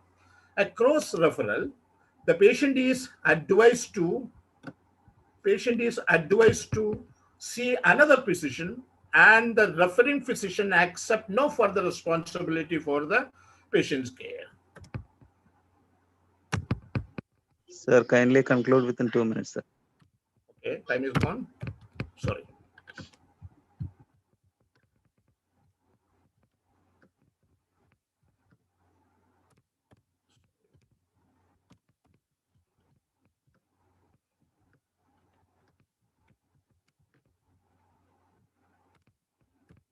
Okay. Young Ayurveda scholars, although enthusiastic, are not clear about their view on the future of Ayurveda. Moreover, they are not even very clear that how to expose their valuable consultation output on Ayurveda. And many Ayurveda postgraduates pass out each year and enter into the streamline of academics and practice. Among them, only a few choose their profession in terms of neo-realistic approach in consultation as researcher in Ayurveda. Neither has the Ayurveda teaching changed in the last 50 years, adapting neo-consultation approach, nor have the text enriched with new research methodology. And certain medical ethic has to be practiced. One is an autonomy, beneficence, and confidentiality. And the Ayurveda consultation today, the commercial point of Ayurveda is mainly on marketing and innovation, three-dimensional approach of Ayurveda, body, mind, and spirit. And there is a new evolving Ayurveda methodology called Western Ayurveda or modern Ayurveda. And scope developing new consultation in Ayurveda. We have a very large area, increasing population, organization in all respect, general information about Ayurveda, presence of decision making, department from government and private institution, marketing, relations, business, branding of Ayurveda product, innovative veracities of Ayurveda treatment. And what are the limitations? Urban and rural divide with a different attitude. New generation having minimal information. Organization numbers are increasing. Retraction of the small scale company. Marketing changes with relation. Innovative inertia. These are the new challenges in day-to-day practices in consultation. Development of the drug that can induce apoptosis in disease cells and not in normal cells. human body, 1 lakh cells are formed every second by mitosis and similar number die. And this has to be inculcated in our day-to-day daily practice. Another is a necrosis, also called accidental or pathological cell death, occurs when cells are exposed to extreme variance from the physiological condition like hypothermia and hypoxia. The climate change is a very high debate in the society. And what are the things we can do day to day, our consultation practice that has to be adopted? And the importance of the rasayana in day-to-day our consultation practice, effect on increasing macrophage activity, increasing efficacy of the T cells and B cells of adaptive immunity, reduces cytokine storm reasonably. And this is a new branch of system is developing now that is called salatogenesis. Salatogenesis is a medical approach focusing on factors that support human health and well-being rather than on factors that cause disease. More specifically, the salatogenic model is concerned with the relationship between health, stress, and coping. The term was introduced by a professor of medical sociology from Russia. Ayurveda is a self-disciplined example of salatogenesis terminology. And another area, there is a new development in the day-to-day consultation comes in recent past. Psychology has attained a significant role in the area of disease protection, and most of the diseases found in having some psychological basis in their genesis. This branch of medicine has developed from psychoneuro to psychoneuroimmunology and psychoentoneuroimmunology to psychoentoneuroimmunoepigenetic status. These are debated in different platforms. Another session. Okay. I'm concluding. One of the first duty of the physician is to educate the masses not to take medication. That is told by the William Alsler, considered to be the father of modern medicine. And this is the very small conclusion from my side, and I'm very comfortable and very happy to have a time aspiring with the entire respected scholarly people. And once again, I'm thanking the GAF for their yeoman task, and many height has to be reached in the next coming GAF. All my wishes and my salutation to entire the participants. Thank you. Thank you, sir. Anchor, kindly thanks, sir, and invite the next speaker. Okay, sir. Thank you, sir, for educating us about the new realistic approach of Ayurveda and diverse relationship between a physician and his patient. I'm sure many lessons can be drawn from this, sir. With all due respect, I request all the dignitaries to please stick to time as we have a time constraint and 2 more dignitaries to speak. Thank you. Our next conferer, Ms. Haik Sigabad, who imbibed the science of Ayurveda from different legends, including Dr. G.G. Gangadharan sir, Dr. Hari sir, Vaidyas of AVP Gurukulam, and many more. With over 2 decades of teaching experience and practice, her aim in life is to understand plants in depth in the West with Ayurvedic eye and then to make use of them. We are blessed to have you here, ma'am. We request you, ma'am, to take over the session. Thank you. The presentation is still open from Dr. Jaya Chandran. So I'm thankful for all my gurus and teachers in life who made me to what I am. And good morning and good evening to one and all. My humble pranams and my sincere thanks to the organizers for giving me the chance to present my topic about Ayurveda medicine in Germany now and in future. I will speak about my 25 years of experience, my connection to many Ayurvedic practitioners in Germany and around the globe. In my presentation, I will speak about treatment, education, and medicine. Dr. Jayachandran, can you please close the presentation so that I can open mine? Dr. Jayachandran, sir, can you please stop screen sharing, sir?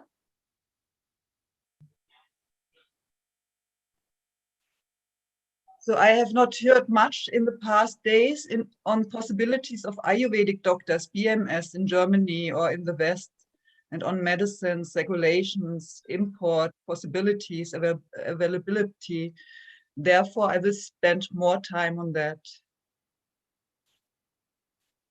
Dr. Jayachandran, sir. Can you please stop screen sharing, sir?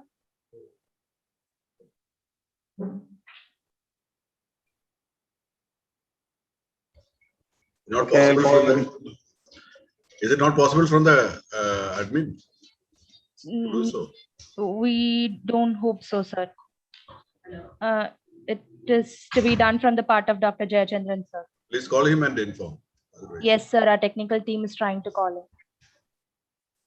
We are sorry for the inconvenience, ma'am.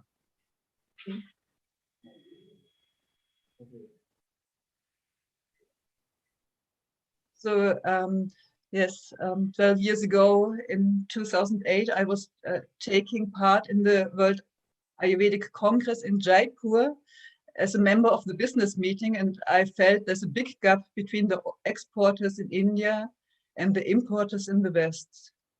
And still it is there. Therefore, it will be also an important subject for me to share.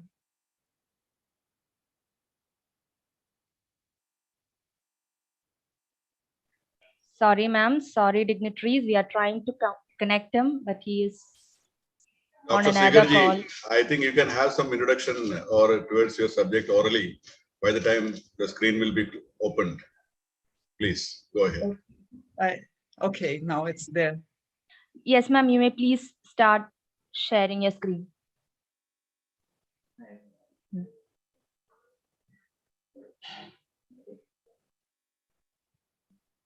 One second. What happened? Ma'am, you may please start sharing your screen, ma'am. Okay, yes. So you can see it? No, ma'am, it's not visible. Okay. Yes, ma'am. Now it's visible. Can you make it to screen share mode, slideshow mode?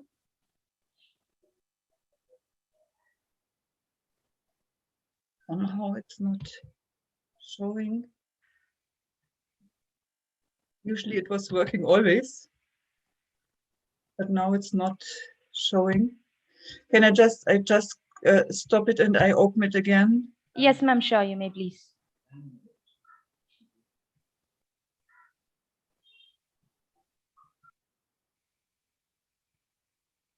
I don't know why it's not working today. I Please test check always. whether another copy is open already. Just check it. Close all down. Close all and then open again. Entire screen. Sorry. So yes, now it's working. So Ayurvedic medicine in German. Now you see it? No. Full screen? Oh no. Sorry. Technical Hello? team, is it possible for you to share the screen? Dr. Arjun Chand. Sir, it has sent to technical team, sir, from admin side. Technical? Technical team, it has sent, sir, already. Now it's working. Is it there? Now you can see it? No, ma'am, it's not visible. Okay. On the lower part, on the left lower corner, there is an option to share the screen. Okay, now I know. 1 second. I have it. Cool. Yeah, please do Left it. lower portion. Yes, now it will work. Yeah, it's Yeah. coming. It's coming. That's good. That's good. Make And it full screen. then also, now it's working. Sorry. You have to click. Oh, okay. Thank you. That's Now good. you see it. Yes, ma'am, it's visible. So Ayurvedic medicine in Germany now and in future. This is the place where I'm living. It's Germany and the vision to the to Switzerland on the other side. So the first area is the treatment. We have different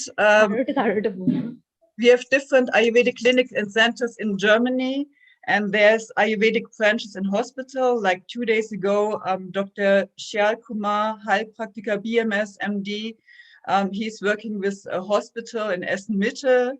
Or like there was one allopathic doctor, Christian Kessler, also 2 days ago. He's working in collaboration with the Charité in Berlin.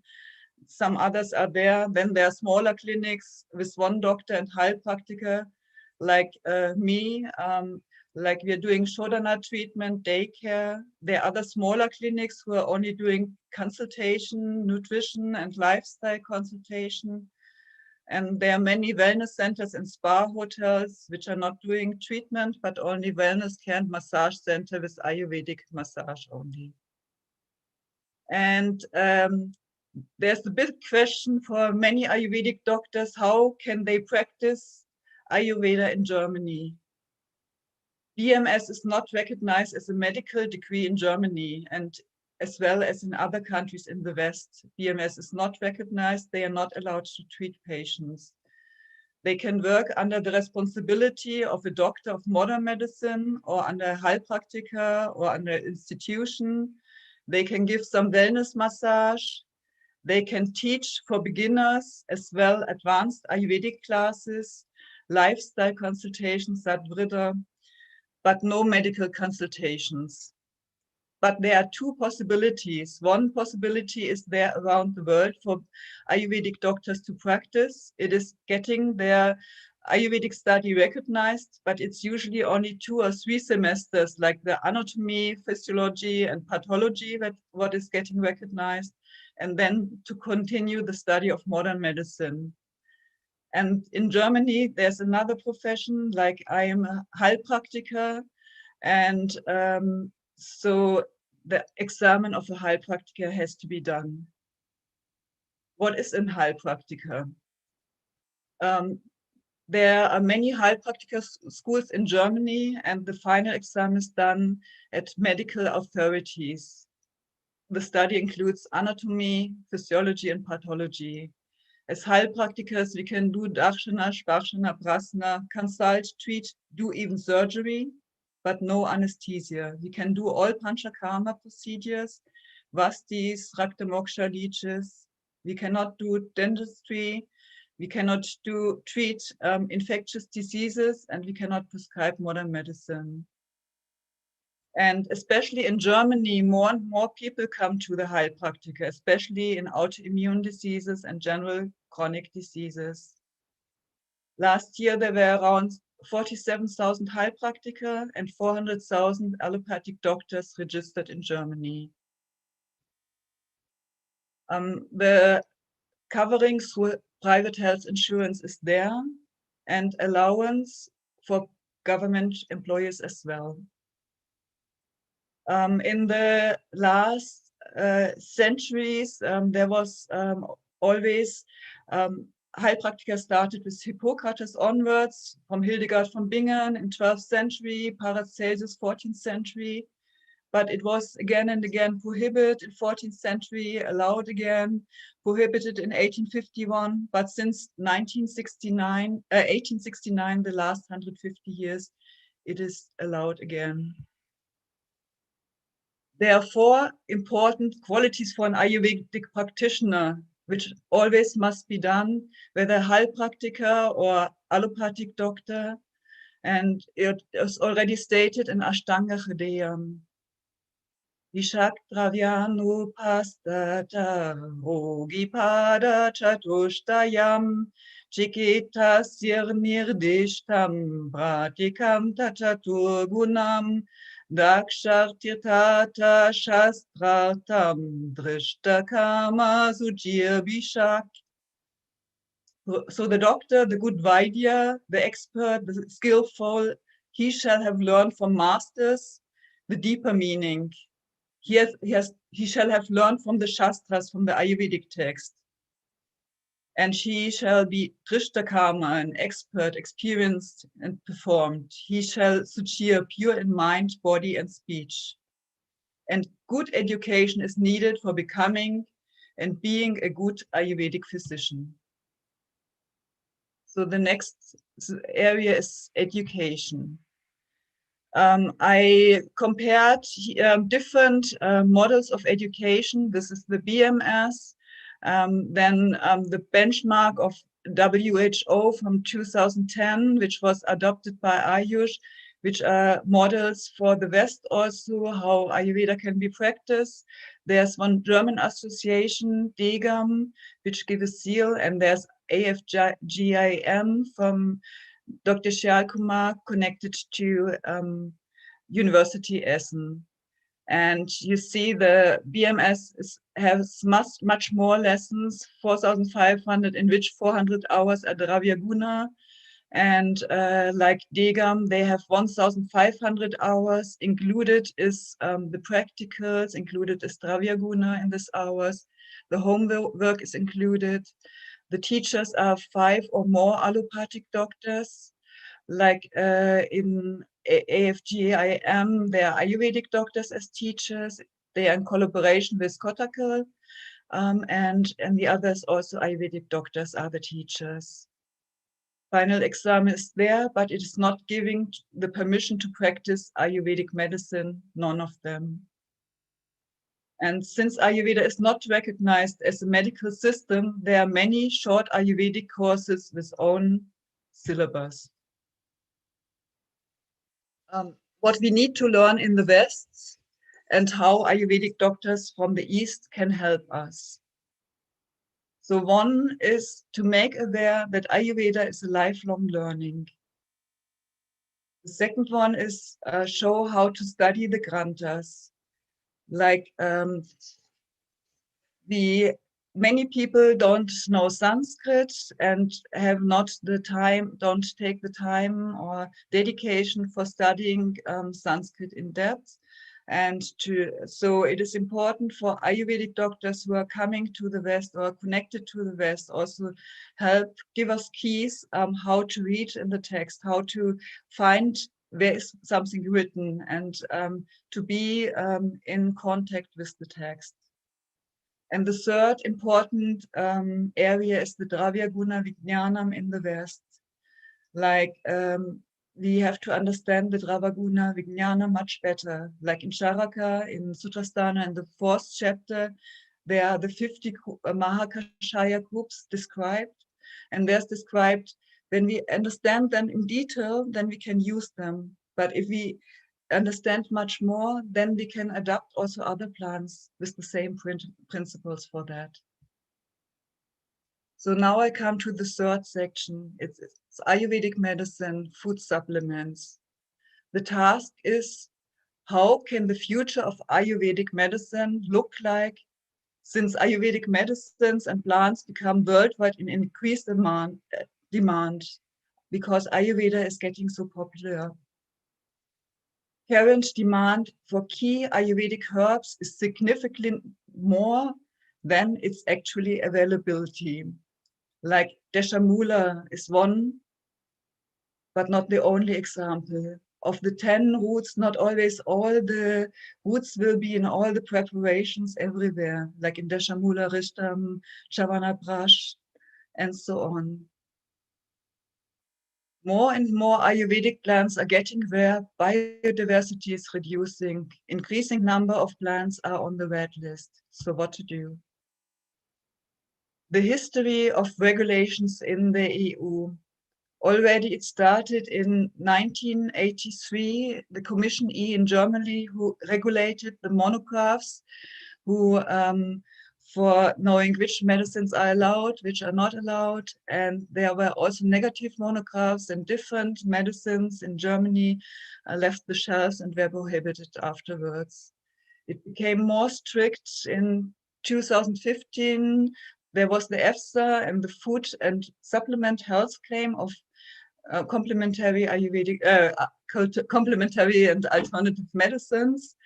EFSA is an authority of EU, and the task is the regulation of permitted health claims. The statement about what is the relationship between food and health. So it was regulated that it is not allowed different claims for food substances. And so again, many of the products left the shelves and were not anymore allowed. Last year, on 21st of July 2020, a joint expert committee of food and drug safety in the EU presented a decision, and their decision was that Ayurvedic products must be examined and classified, whether they are food or medicine. And they are the plants and herbal medicines that were much in use before 1997 can be applied for THMPD as traditional herbal medicine. I will explain shortly the process because it's also not so easy and not so cheap. So the categorization of the products as food or medicine is of 4 categories. One is food, whether it's marketable food or food supplement. This is one group. The other one is novel food. This is what before 1997 was not much on the market, like chia seeds, so they need some approval. The third group is medicinal products, which includes the THMPD. And the fourth group is unsafe or unhealthy food, which anyway is not allowed. So nowadays we are in the state that authorities, since last year, authorities start to check in the net, like the effect of Kshirobalatalam, and if it is medicine or not. And so Ayurvedic medicine as a food supplement can become difficult in future. Like, as I said, in the West, usually Ayurvedic medicine is not medicine, but food supplement. The THMPD, it's a simplified regulatory approval process of traditional herbal medicine. But the plants must have been in excessive use before 1997. This was the year when I started to practice. For THMPD, there is no in vitro and in vivo studies needed. There's complete monography of the plants is also not needed, but the costs are very high. Like for one plant, it's around 190,000 euro. For a combination of 3 plants, it's 360,000. And as more plants are inside, as more costly it comes and as more time it needs. As an example, what is needed for recognition, like for instance, Triphala Churnam, explained by the delegate of EU, it's Dr. Matthias Schmidt, like 3 plants, including stability and validity tests, like it's 50,000 euro for each plant of the 3, plus 20,000 for further tests. GMP, 50,000 for 1 to 3 plants, additional tests on bacteria, genotoxicity, European Medicine Agency, 4,000 euro, readability test for package leaflet, 5,000. So I've seen in Jaipur, like 2008, when I was in this business meeting, there already I saw, and it's also there today, that the differences between the intentions of India and the West. Like in India, the intention is there also that Ayurvedic preparations worldwide shall be marketed as medicinal products with the appropriate and scientific and regulatory standard must be met. Sure, this would be the best, but it's really, really difficult. The intention of practitioners, importers in the EU and the West, at present, in Germany, there is no Ayurvedic product yet approved as medicine or as THMPD. The easiest and the cheapest and fastest way to recognize Ayurvedic medicine is to register as the THMPD, if it's possible. It's a big dilemma. Nobody has the courage of our late Padma Shri Krishna Kumarji, who initiated the medicine approval of Arogya Pacha in Jivani. Nobody is yet ready to invest this much of money for the medicine and time into approval, like it was on the market 1995. So many different products would be needed to be approved to practice. So they continue as long as possible to be food supplements and oils for external use as cosmetics, and all keep mum. I think the way of the solution would be vocal or local for local. Be vocal for local. Use the herbal kingdom from the place where you live. Already there are some Ayurvedic oils and products on the German market, as in other lands. But usually the oils are having a beautiful smell of lemon and roses, mint and rosemary, but I doubt doubt whether proper Snehana Kalpana is followed and proper study of Dravyaguna is done. The transformation process is a great challenge again. It takes time and is difficult. The Bhajacha Kalpana. In the West, Ayurvedic oils are often made only out of water and dried plants. Adding essential oils cannot be compared to the traditional way of preparation. Essential oils are only one aspect of the plant. Traditional Ayurvedic oils are mostly prepared with kashayam and kalka and reduced to the oil amount. And through the kashaya, through the decoction, the water-soluble substances enter into the oil. And through the kalka, the grinding of fresh herbs, the fat-soluble substances enter into the oil. Not always big yogas are needed, but the knowledge how to prepare, which kalpana is given, to give in which case to give kashaya, in which to give churnam, in which gulika, in which lecham, and so on. I have seen in one book of a leading also of Ayurvedic books in Germany, who owns a big Ayurvedic center, the recipe of Chavanaprash. And there's written inside the ingredients of our Chavanaprash recipe with local fruits, herbs, and spices meet all the criteria of a good Chavanaprash.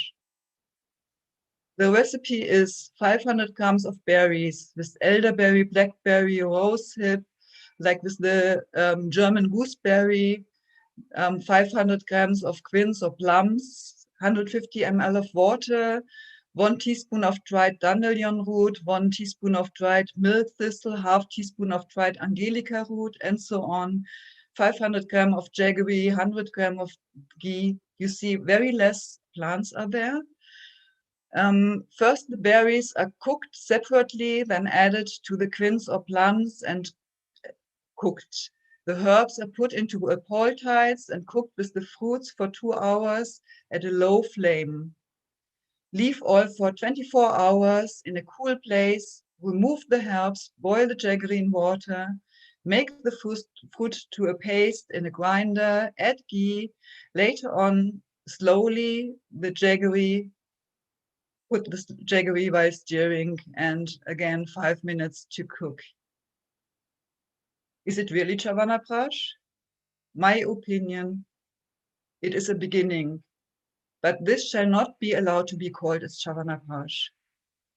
It has to be done research of the efficacy of the product, whether it's Ahara or Aushadha. Is it really so effective for our immune system and so on? For all these aspects, what Chavanaprash is doing? Or is it more like a jam with herbs? My conclusion is that Ayurvedic doctors from India are needed in the West in future who are dedicated to Ayurveda, who are well trained in Dravyaguna Vijnana, and who are thinking further, who export their knowledge, make us think and help us to understand the Granthas, to give us more light. We need to have the spirit in us, Western doctors and Heilpraktiker, to learn more, to investigate, to discuss, and then to apply. We have to dig deep, we have to digest it. And in the principle of Loka Purusho Samanyam, as it is stated in the 5th chapter of Charaka Samhita Sarirasthana, one who sees equally the entire universe in his own self. And the entire universe is his own self. It's a lifelong journey. When we understand ourselves, then we understand the world, the patient, the plants, the medicine. Thank you. Thanks a lot, ma'am. Over to you, the anchor. Thank you, ma'am, for enlightening us on the topic. I'm sure it was a new experience to many of us. Dr. Prashanta Krishnan, Associate Professor and HOD Department of Dravyaguna Vigyan, Karul Institute of Ayurveda and Research. With a decade of teaching experience and clinical practice and an expert in ethnopharmacological single drug therapies, We are much obliged to have you in this session, sir. We admonish you, sir, to take charge of the session. Hello, good afternoon. Good Can you hear afternoon, me? sir. Yes, sir, you're audible. Okay. So shall I change the, sorry, shall I share the slide? Yes, sir, you may.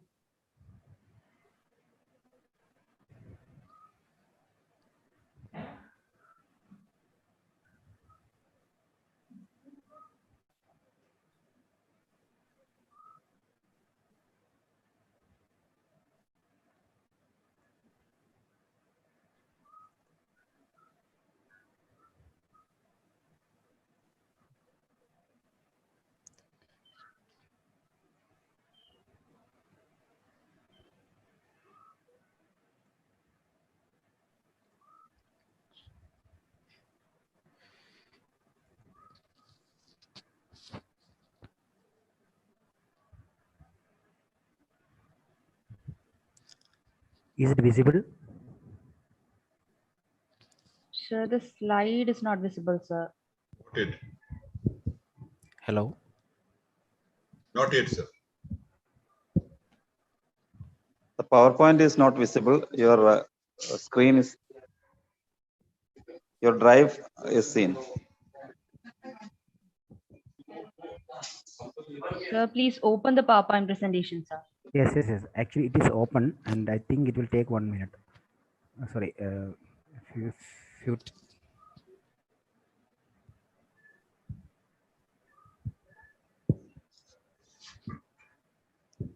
No, is it visible? No, No, sir. sir.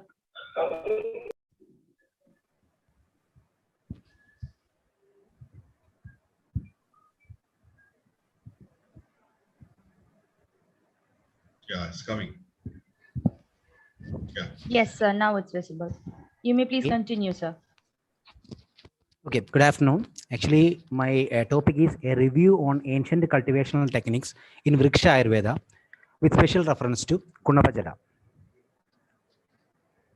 Coming to the introduction, even though Ayurveda attained world attention, the scarcity of medicinal plants is one of the main lacunas in the research and development of Ayurvedic drugs. So it is highly needed to do conservative and scientific cultivation by implementing some of our ancient cultivational techniques. In Vriksha Ayurveda, we have got enough references regarding the ancient cultivational techniques and different types of natural manures. One among them is Kunavajala, that is a liquid organic manure. The earliest reference of Vriksha Ayurveda can be traced from our Vedas like Rig Veda and Atharva Veda. The other books that provide valuable information are Kaudilya's Arthashastra, Amarakosha, Krishi Parashara, etc.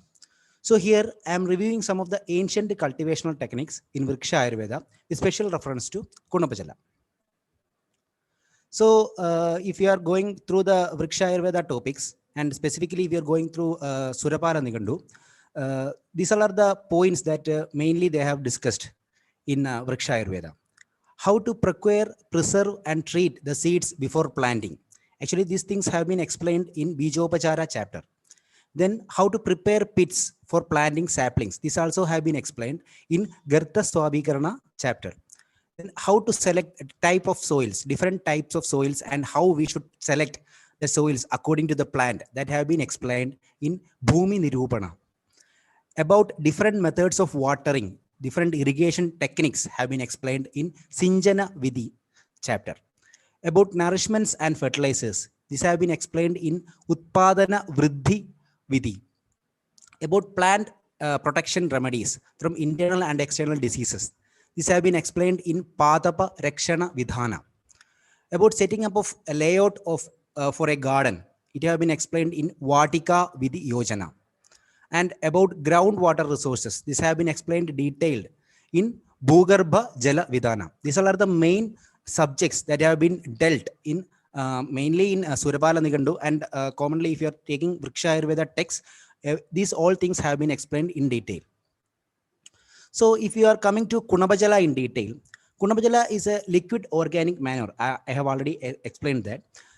This is actually mentioned mainly in the Vriksha Ayurveda. The first reference of Kunabajala are found in Vriksha Ayurveda by Surapala. Surapala is actually he is possibly lived around 1000 AD. So Kunabajala already proved effective in several situations for improving the growth, flowering, and fruiting of plants. Different studies have been carried out. I will come to that later. So actually, the preparation of Kunabajala in different texts, different concepts have been told how to prepare Kunabajala. Actually, I have taken one reference from Surapala Nigandu, and already it have been got standardized from IPGT and RA Jamnagar. So, according to that SOP, these all are the materials needed for the preparation of Kunabajala. That fish is needed 1.5 kilogram of fish, then goat's meat 1.5 kilogram, honey 2.5 kilogram, cow's milk 6 liters, then tila, that is sesame indicum, 500 grams, and masha vigna mungo, that is also 500 grams. These all are the materials that is needed for the preparation of Kunabajala according to the standardized SOP. Now, coming to the method of preparation of Kunabajala. According to that SOP, it is told that 1.5 kilogram each of fish and goat's milk is to be boiled in 12 liters of water, and it should be boiled till we will be getting around 6 liters of that juice. This is then cooled, and this meat juice will be equally divided into 3 porcelain jars of 5-liter capacity. Actually, for practical purpose, we have taken 3 different porcelain jars. Otherwise, if we are making in one means, it will be very difficult to in afterwards. So that we have taken 3 different porcelain jars, and we need to do the disinfection. So for that purpose, we have done fumigation, and after fumigation, these porcelain jars, we need to put 2 liters of meat juice and 2 liters of milk. That will be added, and followed by the addition of 833 grams of honey. That is, we have divided into 3 parts, and 167 grams of tila and masha. Then all these are put into that jar, and these 3 jars will be sealed with mud speared cloths for anaerobic fermentation. After completion of the fermentation, that is around, it will take 15 days for the anaerobic fermentation to be completed. Then the jars will be opened, and the liquid will be filtered through clean cloth and stored in airtight glass bottles. Actually, airtight glass bottles are needed because it is very prone to these germs and all. It will be easily infected. Then further, the liquid will be kept for settling for few days.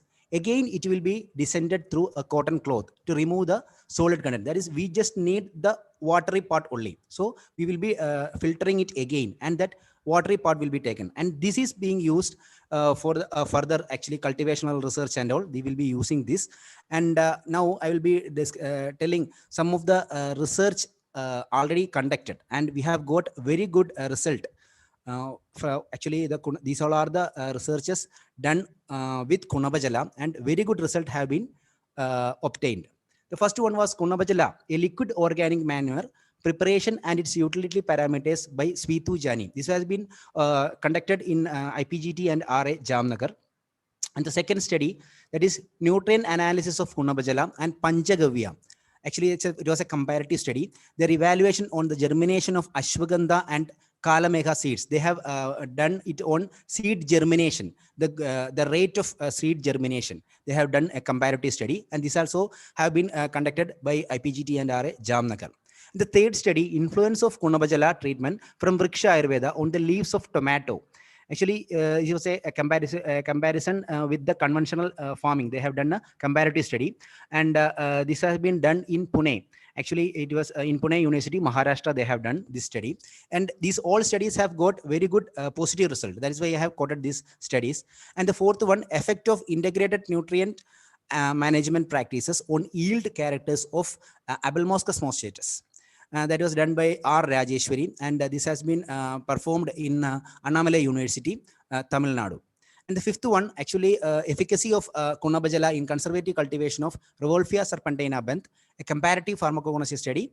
Actually, it was done by me. Actually, I am doing 2 studies with this Kunabajala, and one is this on Sarpagandha. The second one is on Ushira, that is Vetiver seasonoids.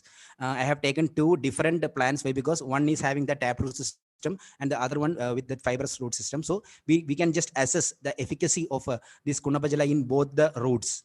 Actually, in Vriksha Ayurveda, mainly this Kunabajala is mentioned for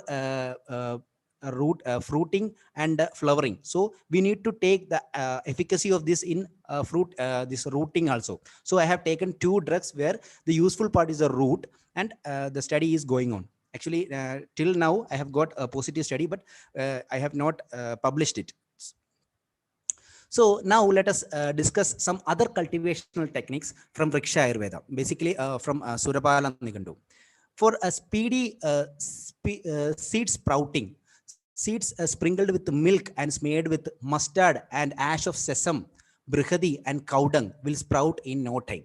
Actually, this here we have got a reference from Surabala Nigandu. And for yielding more fruits and flowers from trees, the fumigation techniques they have told. Trees should be smoked heavily by a mixture of ghee, vidanga, milk, water, and honey.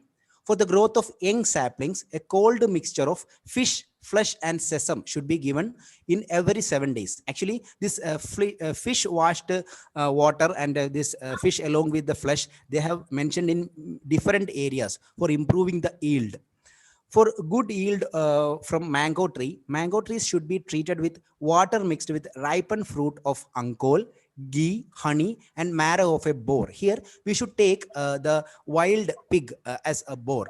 Then mango is specially benefited by fish washed cold water. Here also that fish washed cold water have came. Now for healthy and good coconut yield, at night smear coconut tree with extracts of fermented liquor, sesame, black gram, and wine mixed with honey, salt, and vidang. And the second one, they have told coconut trees, if you want a big sized coconut tree, always produce fruits as big as pods if they are treated with soup of black gram, salt water, powder of barley in abundant quantity. For good yield of seedless jackfruits, actually they now they have also given a reference for hybrid jackfruits also, watered with plenty of triphala decoction and immediately sprinkled with husk, and jackfruit tree bears many fruits which are very sweet and without seeds. When Badara, Dhatri, and Jambu trees are amply watered and sprinkled with urine every day, they bear fruits of big size with nectar-like taste. We can improve the taste of the fruits, like that reference we have got. Then for better yield from Bilwa and Kapita, sprinkle the mixture of jaggery, ghee, milk, and honey. For improving the sweetness of the fruit, the trees with which normally produces tasteless fruits starts producing sweet fruits if its root is made thickly with the paste of mixture made out of vidang, yeshtimadu, yava, milk, and jaggery.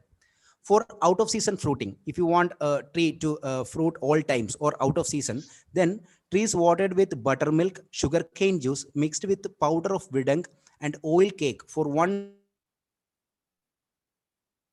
immediately produces beautiful flowers and fruits out of season. For good yield of pomegranate, when saturated with fish water and earthworms treated with milk, the pomegranate tree produces sweet and big fruits. For flowering, all the flowering plants blossoms profusely when watered with decoction of tender leaves of kusha, musta mixed with liquor. Excuse me, sir. Caravera bears rich blossoms when religiously sprinkled with wine at the time of sunset. Ashoka tree yields rich blossoms when kicked by a lady with her foot. This reference also we have got. Now, if a plant dries, one should replace the soil and mix milk and water in the changed soil.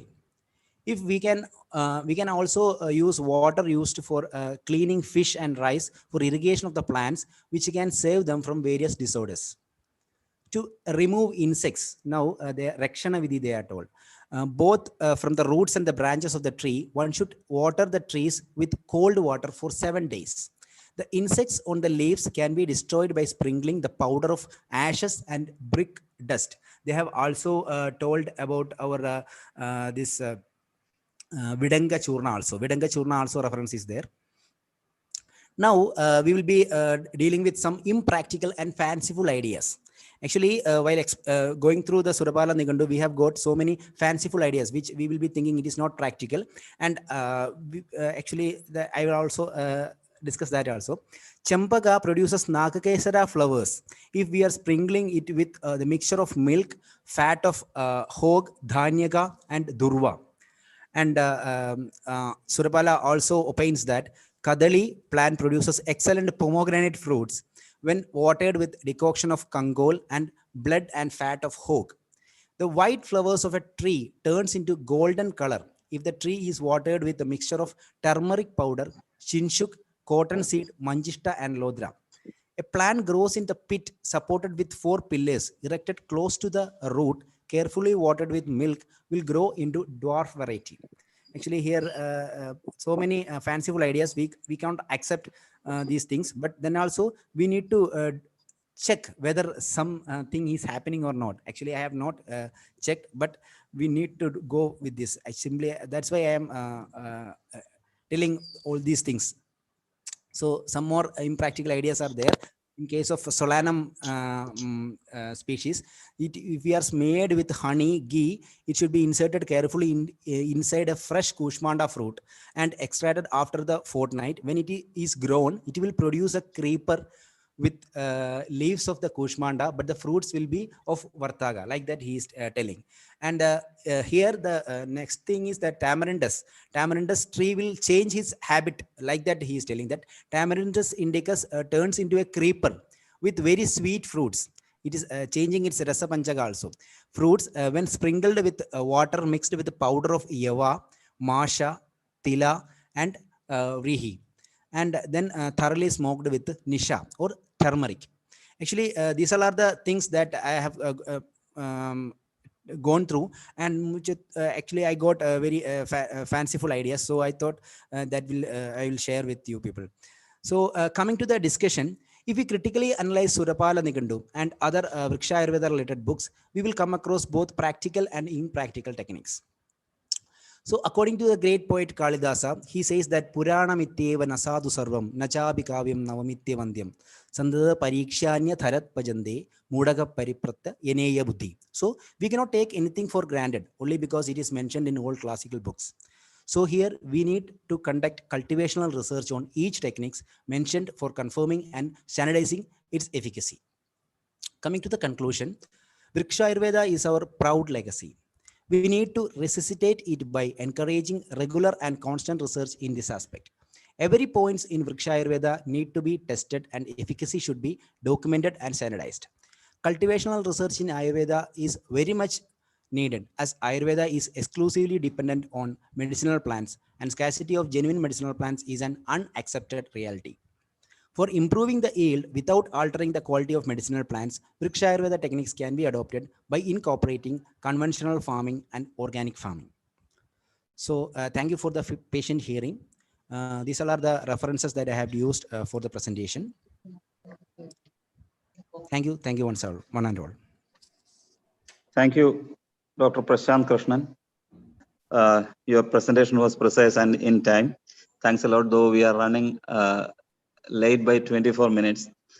I think it's that's why I have yes. Thanks a lot. Thanks a lot for that.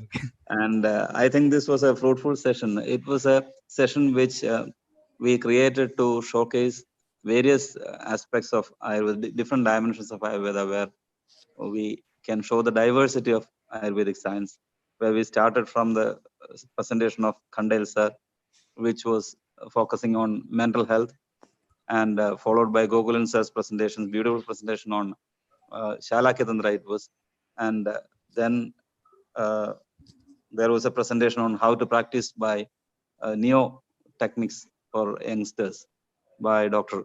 Nattavilla Jayachandran, and followed by Dr. A.K. Segabath, who was beautifully reciting Ayurvedic slokas as well. We enjoyed that presentation, and then coming to Dr. Prashant Krishnan's presentation. I think this showcases the diversity that Ayurveda brings in various fields. Actually, we are more diverse than this, but within a limited period of 2 hours, this is the maximum we can do. And I wholeheartedly thank all the speakers and the team behind this, the anchors, the coordinators, and all the support staff for this session. Though we are a bit late, It's a fruitful session. Thank you all. Thank you so much. Thank you, Dr. Jain Damodaran, sir. By this, Thank we have come to the closing of the session. We are much obliged for your unwavering presence and attention in the session. Wish you all a fantabulous evening. Thank you. Very